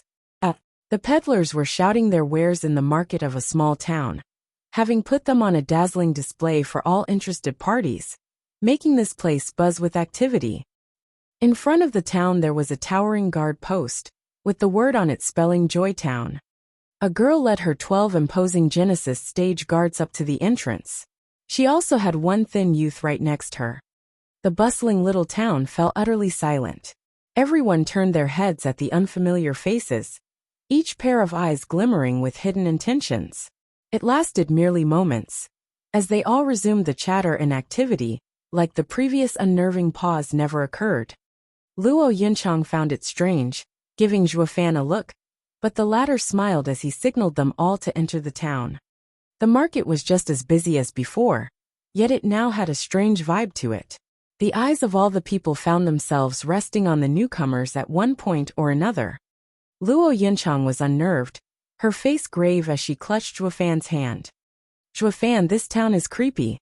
We wouldn't be here otherwise, ha ha ha. Zhuofan snickered, his eyes taking in every last face around, showing the same hunting gaze as the townfolks. Zhuofan took Luo Yunchang and the others to a tavern and bowed. Young miss, it's getting late. Could we rest here? Luo Yunchang nodded, following his intention of going inside after him. Whence you came and where you're hailing, travelers? Will you be stopping by or resting? A dolled-up middle-aged woman smiled the minute they entered, asking and scanning them like a hawk. Zhuofan said, have 5 of your best rooms ready. Young miss will take 1, and the rest are for us 13. Oh, 5 rooms, the host looked troubled.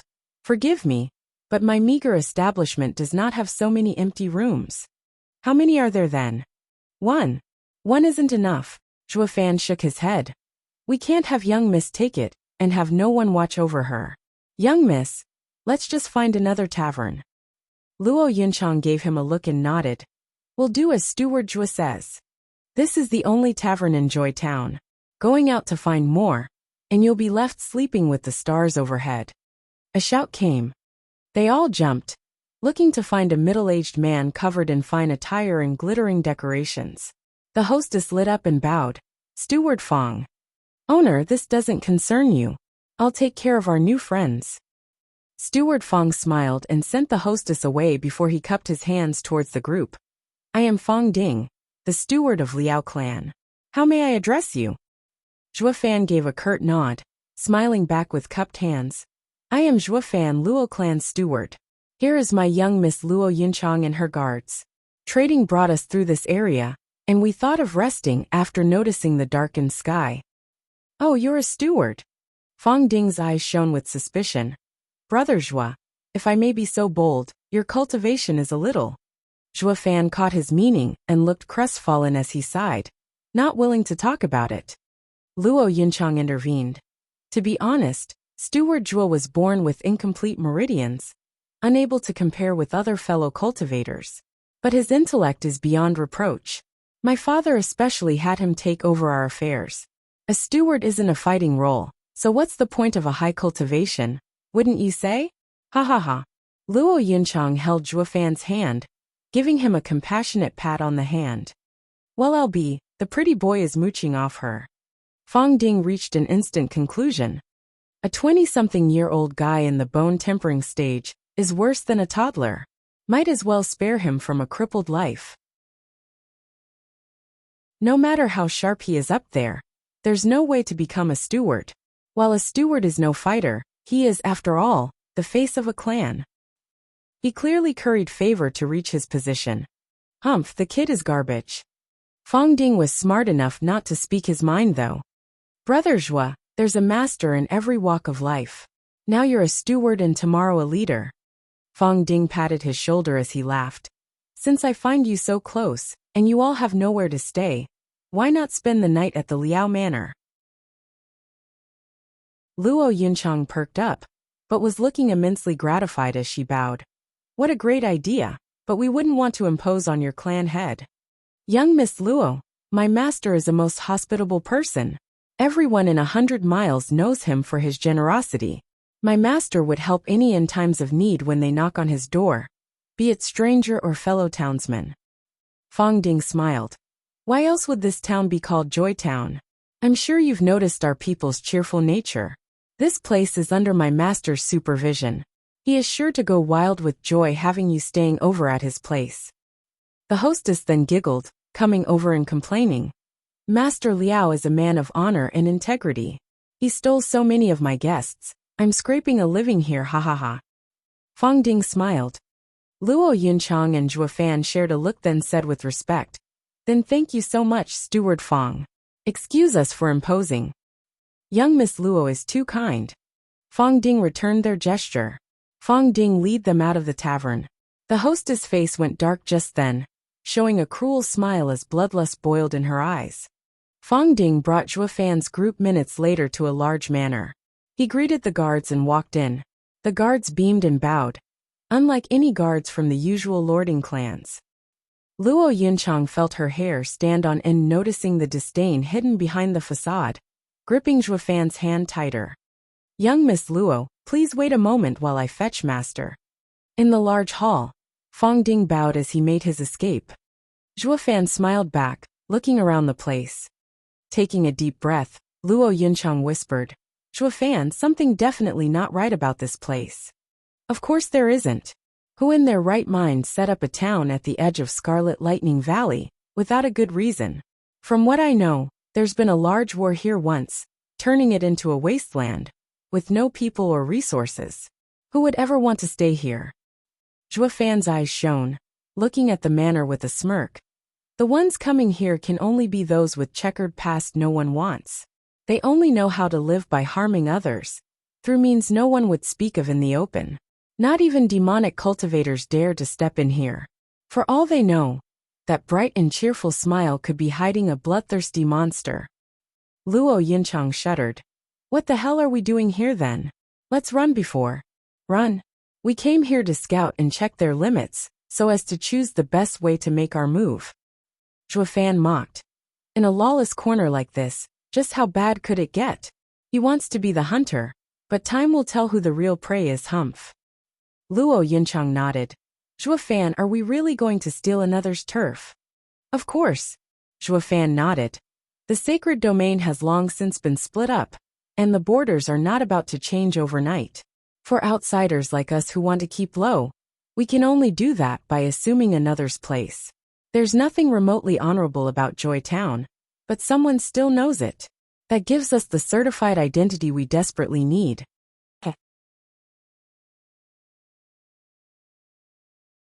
Chapter 1182.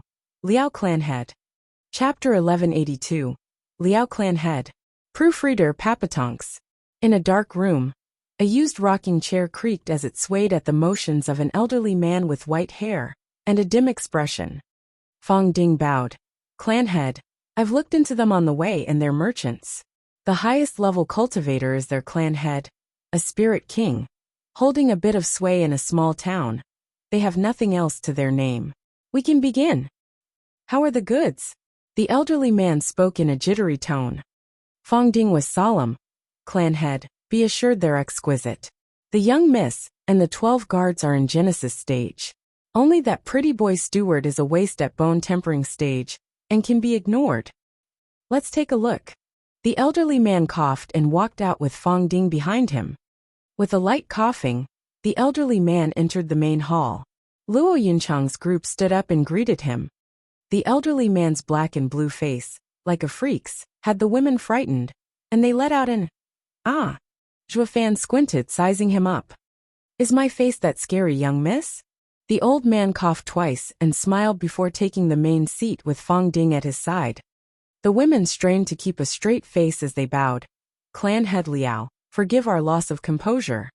It's fine, I know better than anyone just how ghastly I look. Everyone jumps the first time, ha ha ha. The old man waved off their concern, then sized them up with a glimmer in his eyes.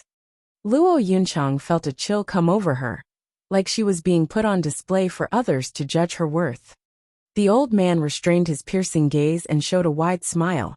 Steward Fong has been telling me young Miss Luo's father is a lord over a city. Which was it again? Magical City. Luo Yunchang smiled. The old man pondered. Magical City is nothing special, occupying around 100 miles, far smaller than my town. Any spirit king can take the lead there. The Luo clan shouldn't be a tough nut to crack then. The elderly man continued. Magical City, under whose administration? Liao clan head, please. Everyone knows the 8 emperors of the sacred domain. Half of sacred domain belongs to the 8 emperors, while the other half to the 7 sacred mountains. The bits and pieces stuck in between are at the discretion of the tougher spirit kings to fight over. They're places no one cares about, and unfortunately, housing people they care even less. Luo Yunchang sighed. Father offered a gift at the start of the year to the Lord of Tempest City, and hoped to get his recommendation to gain the Sword Emperor's help.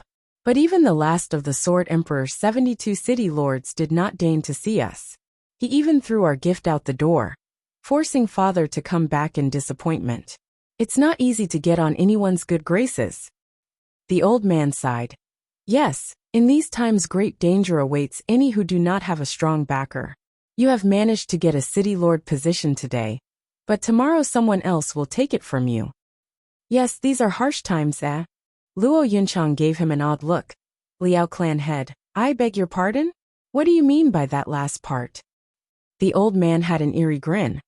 That I'm so relieved your father has no one to turn to.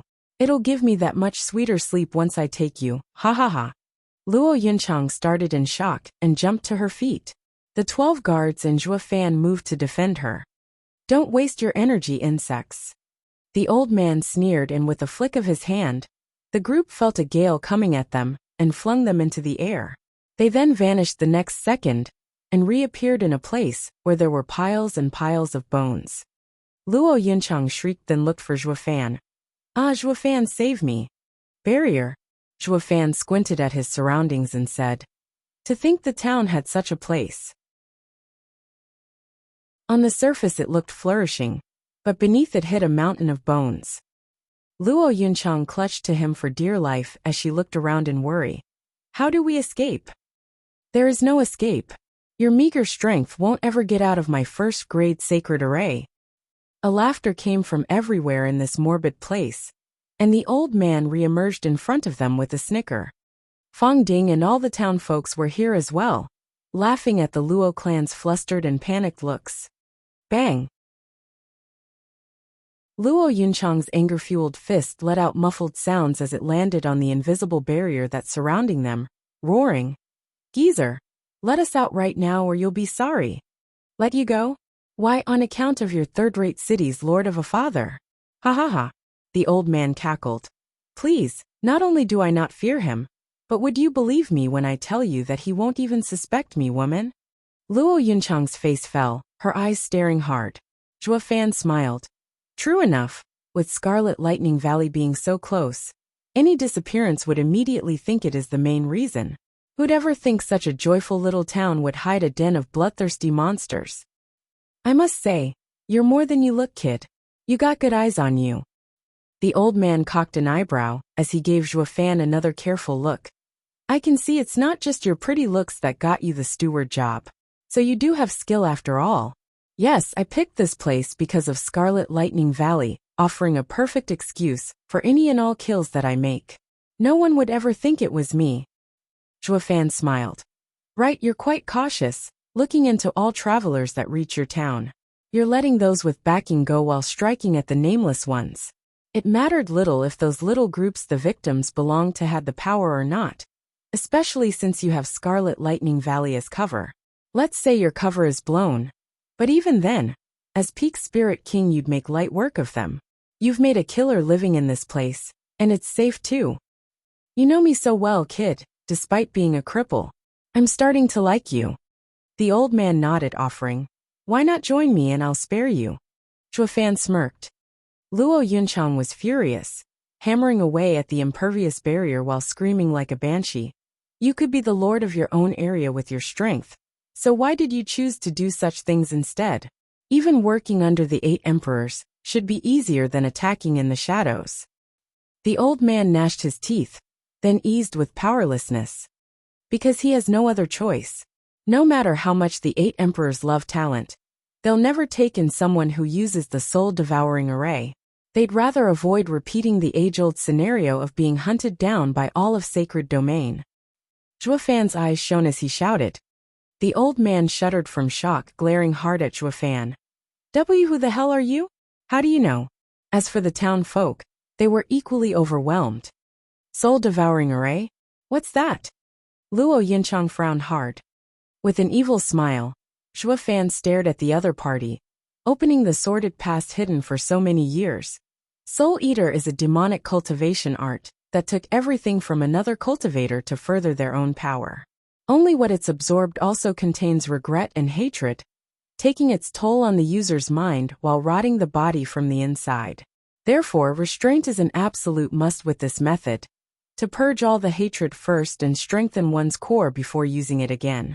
That is, if one doesn't want to end up becoming a walking corpse.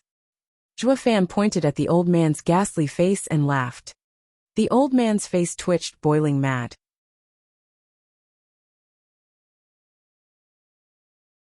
Chapter 1183. Messing with the Wrong Guy. Chapter 1183. Messing with the Wrong Guy. Proofreader Papatonks. That's because of the art? Luo Yinchang gasped. Zhuo Fan grinned. Yep, this is where those absorbing constantly without moderation get. Young miss, have another look at the piles of bones.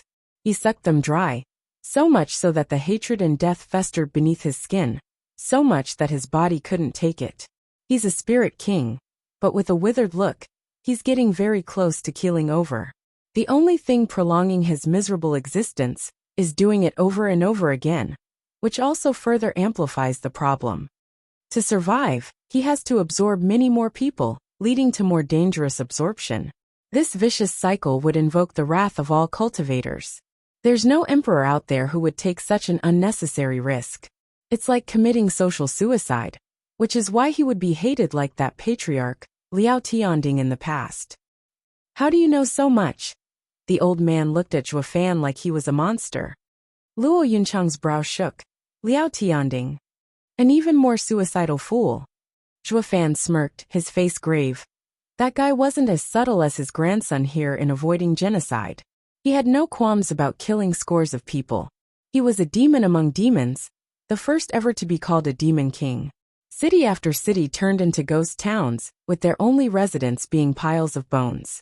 His frozen cultivation also jumped from spirit king, all the way to saint, just short of becoming a sovereign.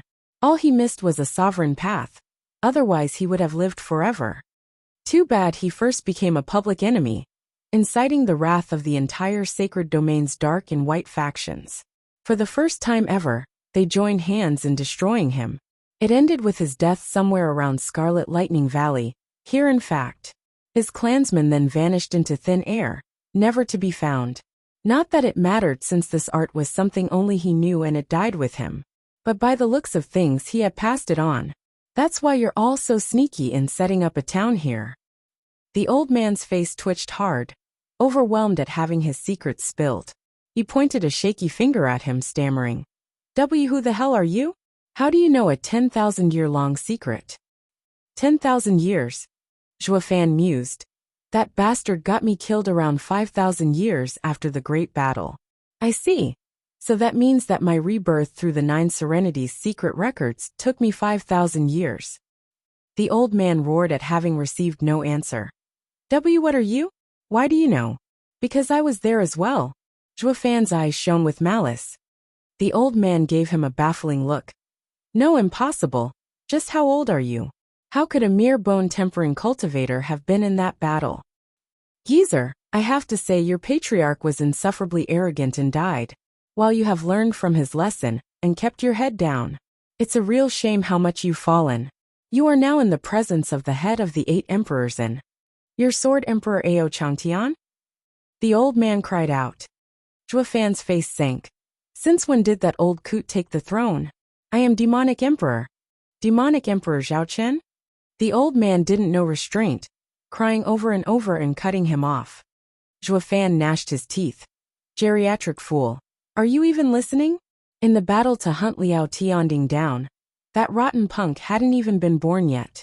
I'm the head of the 8 emperors of that time.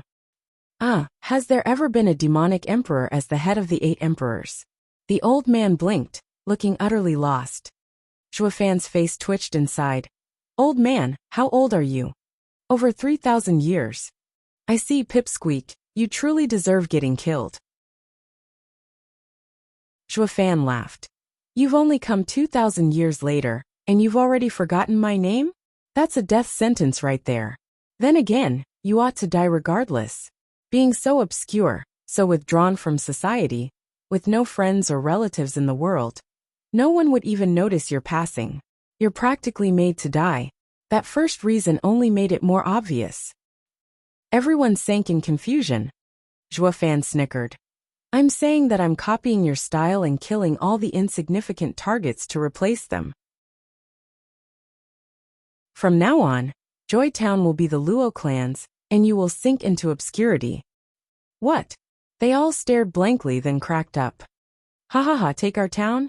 Who do you think you are shouting such idiotic dreams as a bone-tempering cultivator?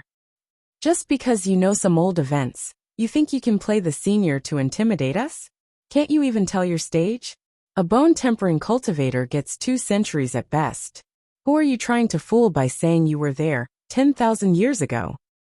Hee brat, you almost had me with your big talk, but you're now in my trap and I will suck you dry. Yet you still have the nerve to say you'd take Joy Town from us? What a joke! Everyone laughed, looking at Zhuo Fan with nothing but scorn.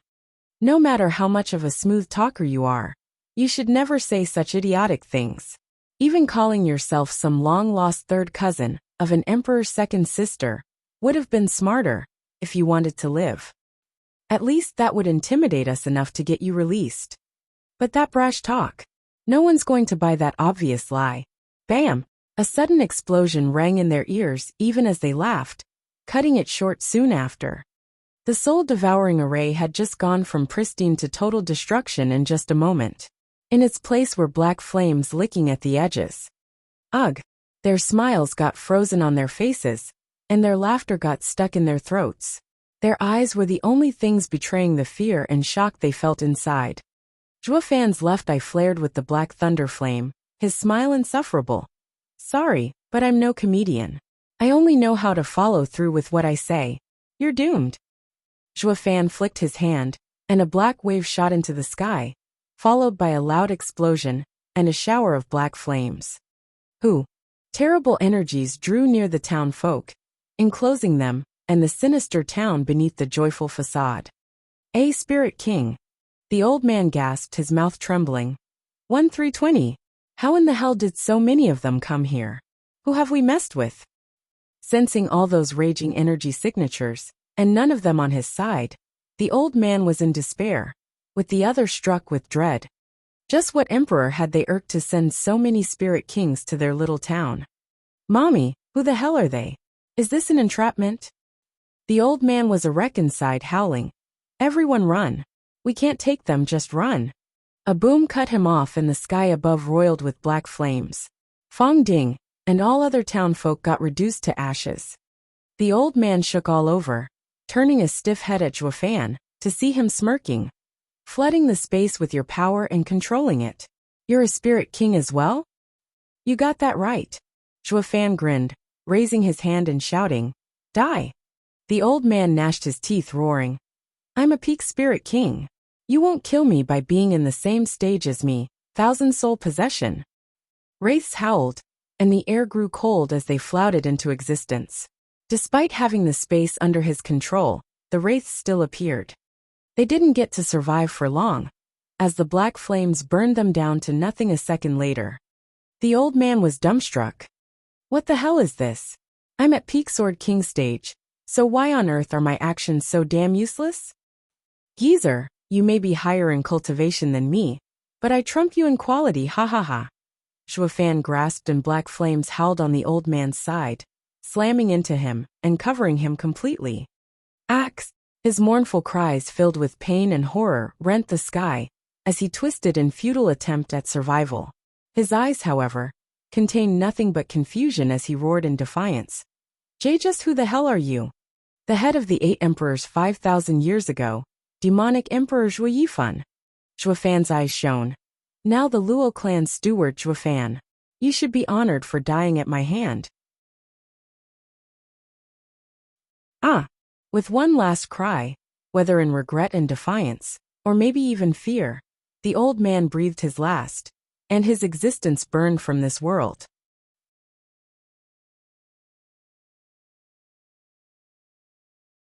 Chapter 1184. Another change. Chapter 1184.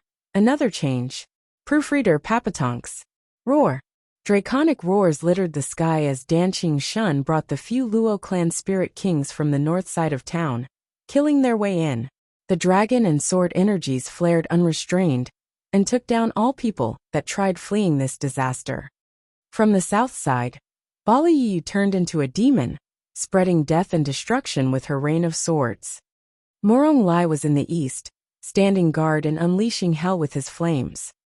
Ouyang Lingtian came in from the west like an ice wall, freezing anyone that tried getting out and turning them into crystallized works of art. As howls and cries of agony resounded, the town's population was purged with the closing of the net. By the time the mortal domain residents entered the town proper, there was nothing but blood and body parts all over. Morong Shui felt it unbearable and searched for Zhuofan. Are these people as bad as you thought? Are their crimes so heinous? Ask her. Zhuofan shrugged and walked to the others, shouting, Clean up the place. It will be our home for a while. The men cheered and started working. Morong Shui turned to Luo Yunchang, having more pressing concerns like morality. Luo Yunchang gave her a smile as she explained what happened. Only then did the woman's worries ease. The town cesspool of pointless killing. Like the saying went, evil beget evil. Though imps had no chance of fighting against the likes of a demonic emperor. Morong Shui turned to watch Zhuofan giving orders with a smile. This demon was right. He's only going after those that deserve it. The housing was distributed according to each individual's strength, placing the Luo clan's leadership and the spirit kings in the manor. They just had to touch it up a bit first, like putting up the Luo clan signboard, marking as official the switch from the Liao clan's town to the Luo clan's. Zhuofan found a few hidden arrays and other secret tunnels, quite convenient in fact, such that he didn't need to make any new ones. So after he handled the basic organization, he went into seclusion. It was not to cultivate, but to fulfill the dear wish of his trusty guardian. Ding! The demonic sword made its appearance in a shower of black light, as Zhuofan worked on setting up a refining array. It hovered about, shaking with excitement, and entering the center before Zhuofan's even said anything. Zhuofan chuckled. Blood spirit. You were supposed to be my vital blood infant, and I only let you inside the vaulting sword to keep its nature. I'm also curious to see if I can do the impossible, and combine the 5 divine swords said to never be melded as one. Even if not a sovereign weapon, the union of the 5 sword arts are best suited for me. I should be the one getting excited here. So why are you so eager then? You didn't look to have gotten much out of the combination of the first 4. Ding! The sword rang, its patience non-existent as it urged him. Fine, let's see what tricks you can do. But let me warn you. You better hang tight, as the apocalyptic thunderflame burns you again. It won't be pretty though. Zhuofan smiled. The demonic sword swayed in excitement. Smirking, Zhuofan made the signs to start the array. Sword spirit renewal. 5 become 1 as a sacred weapon ascends to give birth to a sovereign weapon. Ooh. Zhuofan's left eye released black flames, melding with the array. The air around the array warped as the black thunder flames covered it completely. The demonic sword was being cooked under the ravaging flames, shaking now and then. It was good that it couldn't speak, or the room would have been echoing with its screams of torment. Zhuo Fan held out the sundering sword, now without a sword spirit, and threw it in. Crackling sounded as the demonic sword, and the sundering sword melted and slowly fused. Demon transformation art. Zhuo Fan shouted, and released a flood of black energy into the array. The black smoke engulfed the crackling flames, and as the last wave of black smoke came, it enveloped the two swords in darkness. The array turned into a black cocoon, with black energy swirling around its outer layer as explosions of thunder and flames echoed from within. Taking a deep breath, Zhuo Fan observed every little change in the array, his heart tense. He had never heard of a sovereign weapon even existing, or anyone attempting to refine one. Although he was piggybacking on Sword Sovereign's 5 sacred weapons, he lacked an ounce of confidence. I just can't tell what will become of the fusion of the 5 sacred weapons. Will it be as before, just adding another sword, or will it go through a change? Uniting 5 sword arts has to be at the level of Sword Sovereign's sword path, right? I'm really looking forward to it. Zhuo Fan stared hard at the writhing ball of darkness, pacing around and sweating out of anxiety. Time slipped away and flashes kept coming from within. Only about 8 hours later did they show signs of growing weaker. The flames were strong still though, while the sword was nowhere in sight. The only reason he knew it was still there was because Zhuo Fan's life was connected to the blood infant. After much hesitation, Zhuo Fan reached out, hoping to peer inside. But what if the fusing is at a critical point, and my interference would ruin it? So Zhuo Fan halted, pushing down his curiosity and waited. It took 3 whole days before Zhuo Fan ran out of patience, with the ball showing no obvious sign of stopping in the meantime. Just as he was about to stop the array, the black ball gave a mighty shudder, and caused the ground to do the same. Zhuo Fan almost fell. Boom! Even the sky started rumbling and warped, with some strange cloud forming, as if in a frown. Plop! In the 7 sacred mountains, an old man with white beard was perusing a script in a refined pavilion. The world then shook around him, the peak itself as well, and the sky showed multicolored clouds. Everyone cried out, "Why is this happening again? Didn't this end with the one 100 years ago? We didn't even get to understand that, and now another is coming? This is different from the last." The old man floated and turned to the others. "Look, a century ago, we couldn't even use our cultivation, unlike now." "Oh, that's right." The other elders floated at once and could finally stand upright, but the sky's changes had them confused. "It's unlike last time, but still quite similar." Pa! In a small bamboo house, a chess piece landed on the board as he turned to look at the sky outside. After so many years, someone challenging the sovereign stage appeared. "Who?" Another man spoke in a rough voice.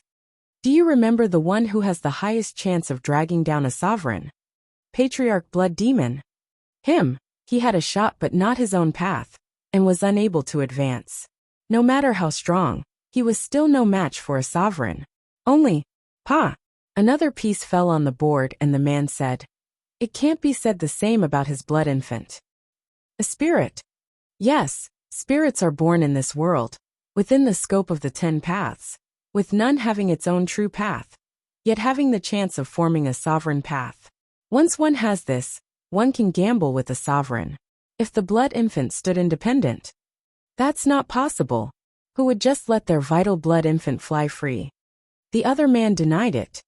The first man lay another piece and sneered, "Yes, one can't gain without giving up first." This was the reason why that old man could never match a sovereign. But that's in the past. There's no sovereign path appearing, yet the change is still here, showing that someone out there has the potential. I wonder who. Is it one of his friends he brought along, perhaps? Ha ha ha, how amusing. The mortal domain is filled with talent. The more barren a place is, the more miracles it enjoys.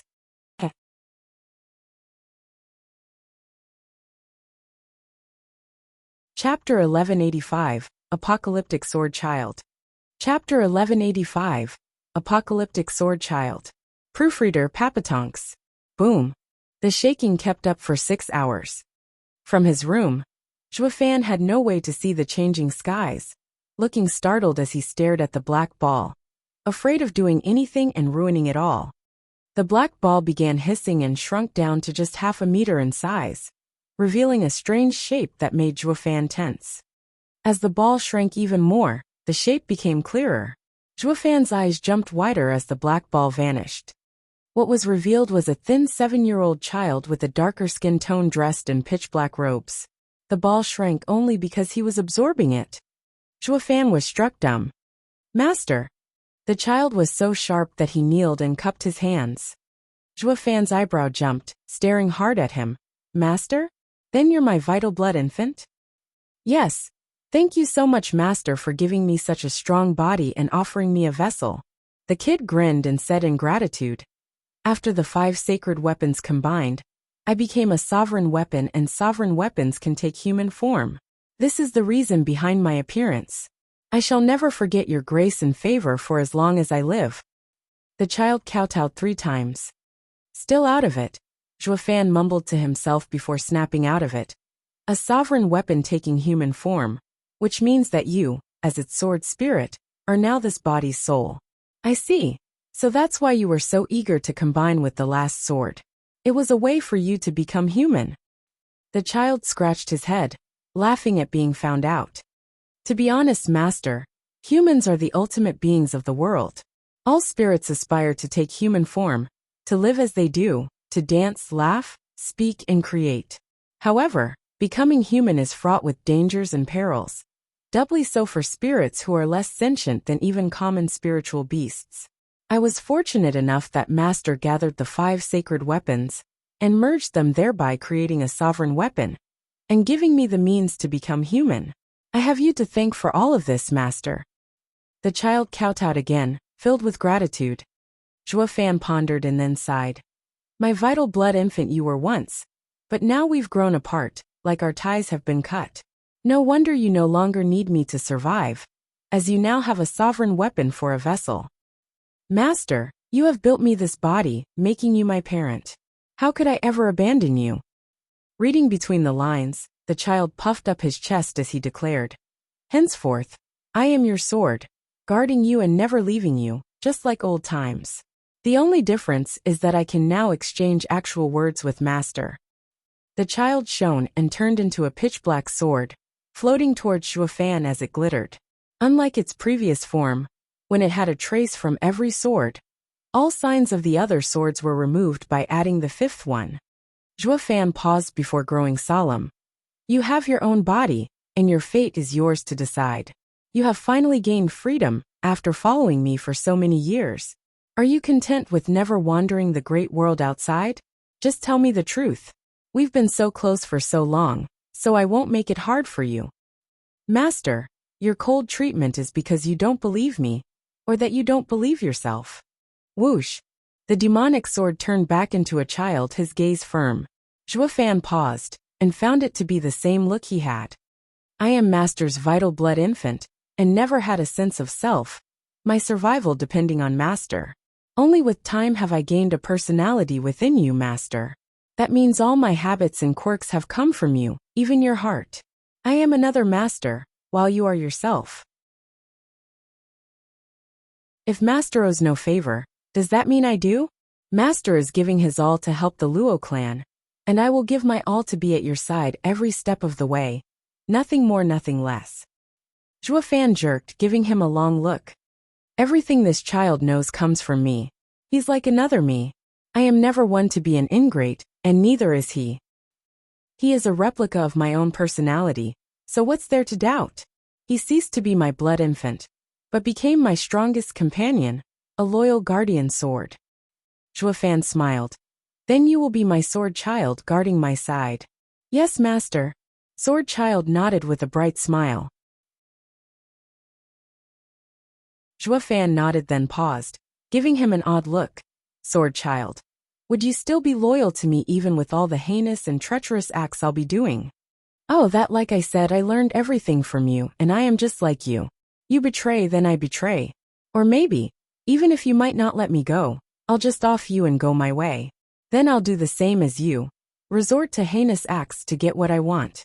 It's that simple. SSS. Zhua Fan gasped, his heart shuddering, then he patted his chest. All right. At least I'm a man of principle, and won't stoop so low and wallow in filth. Or I wouldn't just be losing a divine sword, but gaining a powerful enemy. Zhua Fan walked out, his thoughts racing, trying to recall if he had ever betrayed himself. The kid better not have copied that as well, and treat me the same. Talk about getting what I deserve. Sword Child beamed behind him, though he was a little restless. Sword Child, how is your strength? Before refining, I've been growing alongside you. If you got stronger, so did I. Therefore I am a mid-stage spirit king like you. Oh, then do you know any special skills? Don't tell me you know all of mine as well. No, I can't use Divine Eye of the Void nor the Apocalyptic Thunder Flame, though I took all of the 5 arts you comprehended, and combined them into a 6th. 6th? The Apocalyptic Sword Art. Zhua Fan talked while walking. I need to be cautious, not only against enemies, but also taking precautions with myself. It's a must. The two left their room, and met with the Luo clan's higher-ups waiting at the door. Seeing Zhua Fan come out with someone half his size left them stunned. Hasn't he been in there for 3 days? Why is there a child by his side? Did he make him himself? That's no laughing matter. Like 3 days are enough to bring a child into the world. It takes 10 months at the least. Knock it off. You think that's the problem? How a man birthed a child that grew up so fast. Maybe there's a hidden tunnel in his room, through which the kid sneaked in? Not possible. I've been on guard every minute on the hour ever since Steward Zhua entered seclusion. There's not a fly going past me without my knowing, let alone a child. Everyone started a heated debate over this very crucial topic. Zhua Fan snickered. What are you all doing here? Did something happen? Steward Zhua. The world started shaking and the sky changed colors. We came to see if you were fine. Li Jingtian bowed. Zhua Fan waved his concern away. I'm fine, so you can return. Our cultivation has been soaring recently, and needs time to stabilize. After that, we have big things ahead of us. We know. They all nodded, with no plan on leaving, their curious eyes glued to Sword Child. Catching on to their obvious curiosity, he made the introduction. He's my personal guard, the Apocalyptic Sword Child. Personal guard. They all started. Steward Zhua, you need a guard at your level? That means he can't be too far behind your strength. A pipsqueak. Yeah, Dad, if you really wanted one, pick me instead. Gu Santong gave Zhua Fan an odd look. Bang! Zhua Fan knocked on his head, chiding. You dare say that about others? Which 6-year-old, I wonder, lorded about in Tianyu like he owned it? How is that the same? I'm a Qilin. Gu Santong puffed up his chest in pride. Pa! A dark and thin palm landed on his shoulder. Young Master San. A spar will make everything clearer. Ha ha ha. Gu Santong shook, meeting a pair of black eyes and an evil smirk. Mommy, he has the same look as Dad. Is he some long-lost son out of wedlock? Gu Santong jumped in fright. You're tuning in to the Li Mei's Wuxia Whispers YouTube channel. We're so grateful for your support, and don't forget to subscribe to join us on this incredible journey through captivating stories. Your generosity through donations truly makes a world of difference, as it's the primary source of revenue that allows me to expand and enhance this channel for you. Thank you from the bottom of my heart for being a part of this adventure.